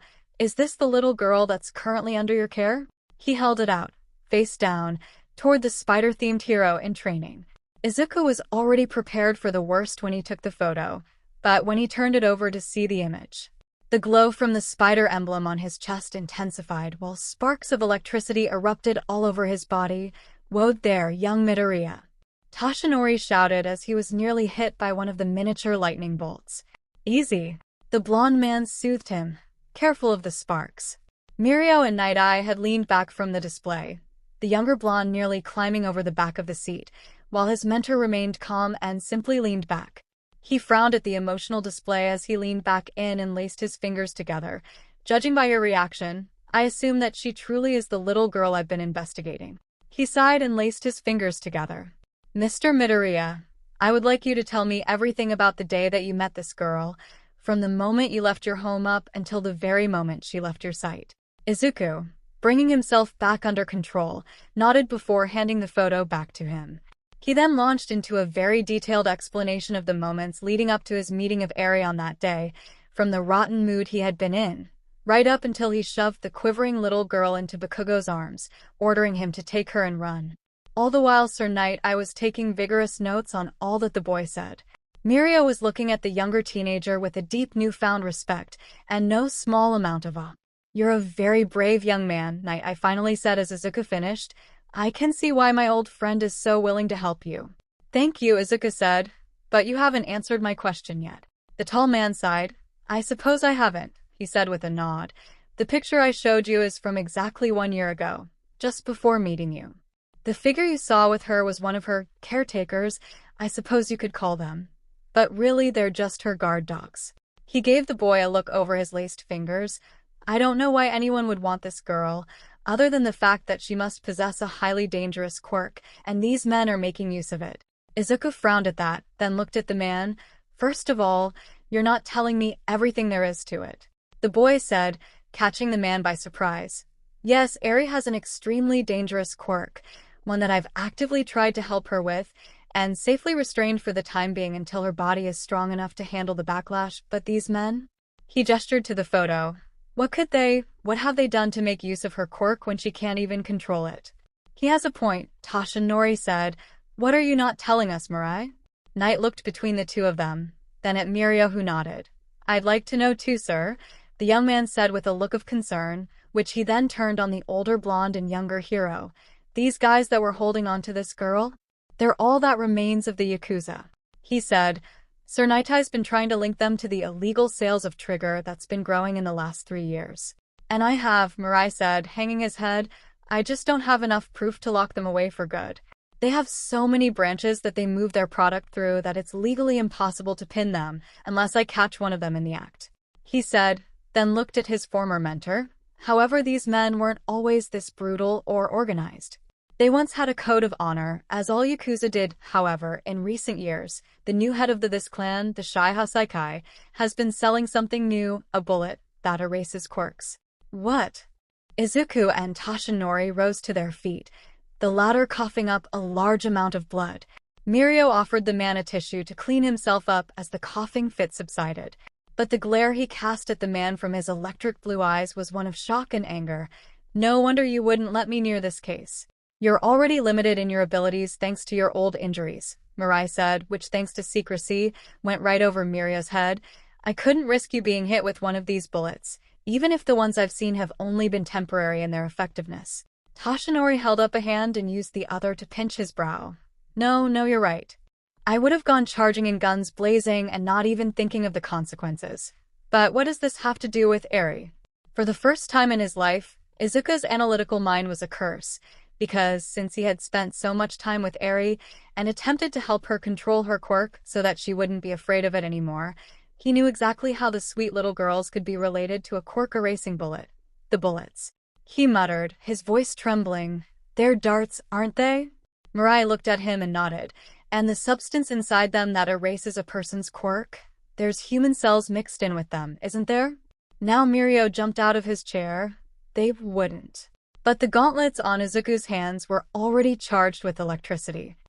Eri has the ability to rewind living organisms to a certain point in time. He ground out, the green on his suit glowing dangerously bright. If a person was skilled enough, they could use the quirk genes she has and... He stood up abruptly. Young Midoriya? Toshinori said as the boy moved toward the door. Kid, listen, I need to be with my daughter right now, Izuku said heavily, his voice thick. Before looking back over his shoulder, if you want to use your quirk on her, then the 3 of you are invited to dinner. but I'll understand if you have prior engagements. He turned his lensed eyes on Sir Knight. Just promise me that you won't ask her any questions involving her captivity, he said while the man gave him a slow nod. And when you use your quirk on her, find these sons of bitches. He opened, then closed the door with a heavy slam, making the three men wince. Mirai looked at Toshinori. I knew you said he was smart, but... Toshinori nodded. He's near genius, Mirai, but he's like me and wears his heart on his sleeve. He looked down at the floor. Honestly, sometimes I think he's too pure for this world. He raised his head up. Enough of this. Mirai, we have a dinner to prepare for, he said, trying to sound cheerful. Young Togata, why don't you come with me for a bit? I bet the ladies of the houses would love a bouquet of flowers from such a nice young man. I'll provide some sake and wine. I'll bring some sort of dessert then. Mirai provided. Izuku's offer. It is too promising a lead to pass on. He rose with a look at his protege. I'll let your teachers know that you are to be excused for the rest of the day, Mirio. And Toshinori, I trust you'll speak to Mirio of your situation? Toshinori regarded the boy for a moment as he looked at him with a small smile, then looked to the door that Izuku had left from. Tonight, at dinner. Mirai looked at him sharply. No more lies. No more secrets. He said to his former sidekick, these boys are in the thick of it now. Perhaps both of them should understand what's coming. I owe it to both of them, especially young Midoriya. Meanwhile, Kyoko was sitting on the floor next to the coffee table as she watched Eri drawing pictures. That's really good, Squirt, she said, pointing to a mostly green figure. Is that your daddy? Eri beamed at her. She then picked up a purple crayon. This one's gonna be you, Kyoko. She corrected herself as she began drawing again. Kyoko bit her lip as it started quivering. Hey, Eri looked up at her with those pretty red eyes of hers. If you want to, you can, She started fiddling with her jacks. Call me mom, or something. But only if you want to. She yelped in a slight panic. The little girl looked down at her drawing shyly. Is that really okay? Kyoko looked at her. Well, yeah, why wouldn't it be? Eri smiled, abandoned her crayons, and rushed around the table. She then jumped right onto her. I'll call you Mama, okay? Kyoko giggled and hugged her tightly. You bet. I'll be the best mama ever. The front door jerked open then, startling them both as Izuku walked into the house. Kyoko rose with Eri in her arms. Hey, Greenie. How'd it go? She trailed off when she saw the look on his face when he pulled his mask off. Eri was the one to say something. Daddy's sad? Izuku jumped, not even noticing that they had been there until then. Oh, hey, you two, he said, not sounding like himself. Eri wriggled out of Kyoko's arms and ran right for him. She hugged him around his knees. Don't be sad, Daddy, she practically begged. If you're sad, then I'll be sad and so will Mama. Izuku choked on a laugh when he looked at his girlfriend. Since when does she call you Mama? He quirked his brow at her. She huffed and crossed her arms, her cheeks red as apples. Since now, but so what? She demanded with a hint of embarrassment. She needs a strong mother figure in her life, and since we're dating, I figure that I'd be it. Izuku chuckled and shook his head as he picked Eri up in his arms. He then surprised her by walking over and enveloping her in a hug that Eri could be part of. Hey, seriously, what's the matter with you? She asked as she patted his back. What did Mr. Yagi say that has you acting like someone just died? Izuku just shook his head. Later. He turned his head and kissed her cheek before doing the same to Eri. Right now, I just need both of you. Kyoko felt him shiver for a moment before putting her arms around his chest. Yeah, okay. She felt a small smile coming to her face, even though she was worried for him. It felt nice. He needs me. Spider-Man. Are you truly planning to go through with your plan to invade UA alongside Tomura Shigaraki? The master asked as the doctor was bent over a microscope. You do realize that you are one of the very few indispensable people around me, do you not? The doctor chuckled. Yes, I do, he said as he raised his eyes from the equipment. I realize that it will be quite a risk, but think of the possibilities, my old friend. He turned to the screen that was black and read sound only. Not only would I have the opportunity to harvest some potentially worthwhile quirks for my research, and perhaps your use if you think them useful, but it would give me a much-needed chance to see just what my firstborn has endeavored to become since our last meeting. The master chuckled. To say that his subject is one of your children must mean he is quite special, is he not? Oh, he is. The doctor smiled fondly. The samples I took from him gave me these clones. He gestured to the pods all around him, many containing horrendously mutated arachnid-like creatures and my more advanced black and white spider subjects. But they are far from perfect. He sighed. This boy, I believe he could be the answer in creating my perfect child involving this truly unique quirk that I have created. He cackled. Do you realize that, sir? I created his quirk. He laughed, which was joined by the master's laughter. How many scientists can say that they have successfully created a viable quirk? And all it took was one quirkless individual among a veritable ocean of quirked individuals. Just don't do anything to jeopardize yourself, the master said. As I said once before, you are irreplaceable in my court of friends. The doctor smiled. Worry not, my old friend. He turned to a case containing 4 long, tentacle-like arms attached to a cybernetic spine. I have ways of keeping myself safe while collecting my samples. 𝗵𝗲𝗄𝐵. Dinner that evening in the combined Midoriya/𝐔𝐬𝐽 households was a tense affair after dessert ended. Mirai used his quirk on Eri not long after the meal ended, and he learned all that he needed to know. Izuku wanted to ask him what he had seen, but Toshinori forbade it in consideration of the boy's earlier reactions to Eri's mistreatment. I know that you want to do something about these people, the blonde told him in a hushed tone, but if I know you like I think I do, then you'll go off on your own and possibly get yourself killed. He told the boy, and that is not something you can afford right now. Eri needs you, and so does young Jiro, even though she won't openly admit it. Mirai nodded as Kyoka and her family took Eri into the living room. He's right, he said. These men are nothing like what you've faced up to this point. Even Rappa is considered low in their ranks. Izuku frowned as Mirio took a seat next to Knight. It doesn't make it any easier, Izuku said, casting a glance over his shoulder at his little family. Hisashi nodded in agreement with his son. I won't say I don't know how you feel, he said to his son. He gave him a small glare. Because I know that I'd do anything if I knew you were being hurt. Says the man that was on the run for 11 years. Izuku grumbled. I'll tell you the story someday, Hisashi promised, pinching the bridge of his nose. Anyway, I have to go on patrol. Stay out of trouble. He ruffled the boy's hair and left the kitchen. Toshinori waited until Inko finished clearing the table and started washing the dishes before he looked at the 2 young men. Now then, he laced his fingers together. I think it's time you 2 knew something about myself and All Might and my quirk. And as Izuku and Mirio sat and listened to Toshinori, All Might speak, both boys gained pallid complexions as he spoke of his quirk, his time as a hero, and the one that had laid him low, forcing him to reduce his time as a hero. All for one was and always will be a terrifying villain, Toshinori said. Even now his name is spoken as if he were some sort of boogeyman. He looked at the 2 pale-faced boys. But make no mistake, he was, without a doubt, a very real, very dangerous villain. He said as he unbuttoned his shirt to reveal the horrendous scar on his left side. And this is why he needs a successor, Knight, I said, his gaze falling on Mirio, and I believe that you are the perfect candidate, Togata, he said to the blonde, and for that reason, I don't want it. I'm sorry? Knight, I blinked. I don't want All Might's quirk, Mirio said, then looked at the man himself. Don't get me wrong. I'm honored, he said hurriedly, but, well, I'm already well known for what my quirk allows me to do. But what happens when I suddenly start throwing punches that can knock down a whole city block?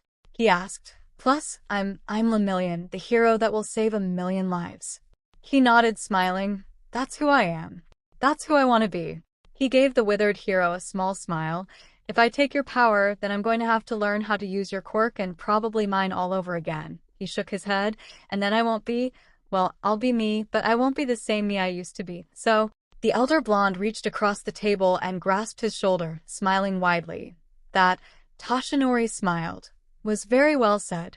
I'm actually quite impressed, he said, then looked at Izuku. And truthfully, after all that I've put you through, Izuku, I wanted to offer it to you first, but you. The boy looked at him in confusion as Toshinori shook his head and smiled at him. No. I know that someday, both of you will be neck and neck for the #1 spot. Knight, I looked at him. But what about your quirk? Relax, Mirai, I have plenty of time. He smiled. And who knows, I may find someone that is just as good as one of these boys. He smiled at Izuku and Mirio, but knowing that I can pass my quirk on to another, Izuku, I'm so sorry for how we met all those months ago. Izuku smiled at the man. It's okay, the boy said. If you had given me your quirk back then, I probably wouldn't be where I am right now. He said, then looked into the living room where his family was. I would never have met Kyoko when I did, and knowing what I do now about Eri's past, I might have never met her either. Then he returned to the blonde man with a smile, and even if I could go back and accept it, I wouldn't, because I wouldn't change 1 minute of my life, no matter what kind of pain or hardships I had to endure. Toshinori smiled and watched as the boy excused himself to head into the living room where his mother and the Ghidorahs were playing with Eri. Mirio was next as he went to speak with Izuku a little more before excusing himself for the night. When Mirai and Toshinori left for the evening, the blonde man was smiling as widely as he ever did when he was doing hero work. Mirai, on the other hand, was looking rather depressed. I'm sorry, All Might. I truly thought that Mirio would accept the quirk. Toshinori just looked at him with that same smile on his face. Don't apologize, my old friend, he said. Tonight I witnessed something that would make any mentor proud. He looked back at the Midoriya and 𝗔𝗲𝗄𝐻. I saw 2 young men becoming amazing heroes in the future, and I don't even have your foresight. He smiled at the 𝗵𝗃𝗲, the hero that will save 1,000,000 lives. He chuckled as the image of the young blonde appeared in his mind's eye standing upon the stage of the top heroes, and your friendly neighborhood Spider-Man. Those two are going to rock this world to its core.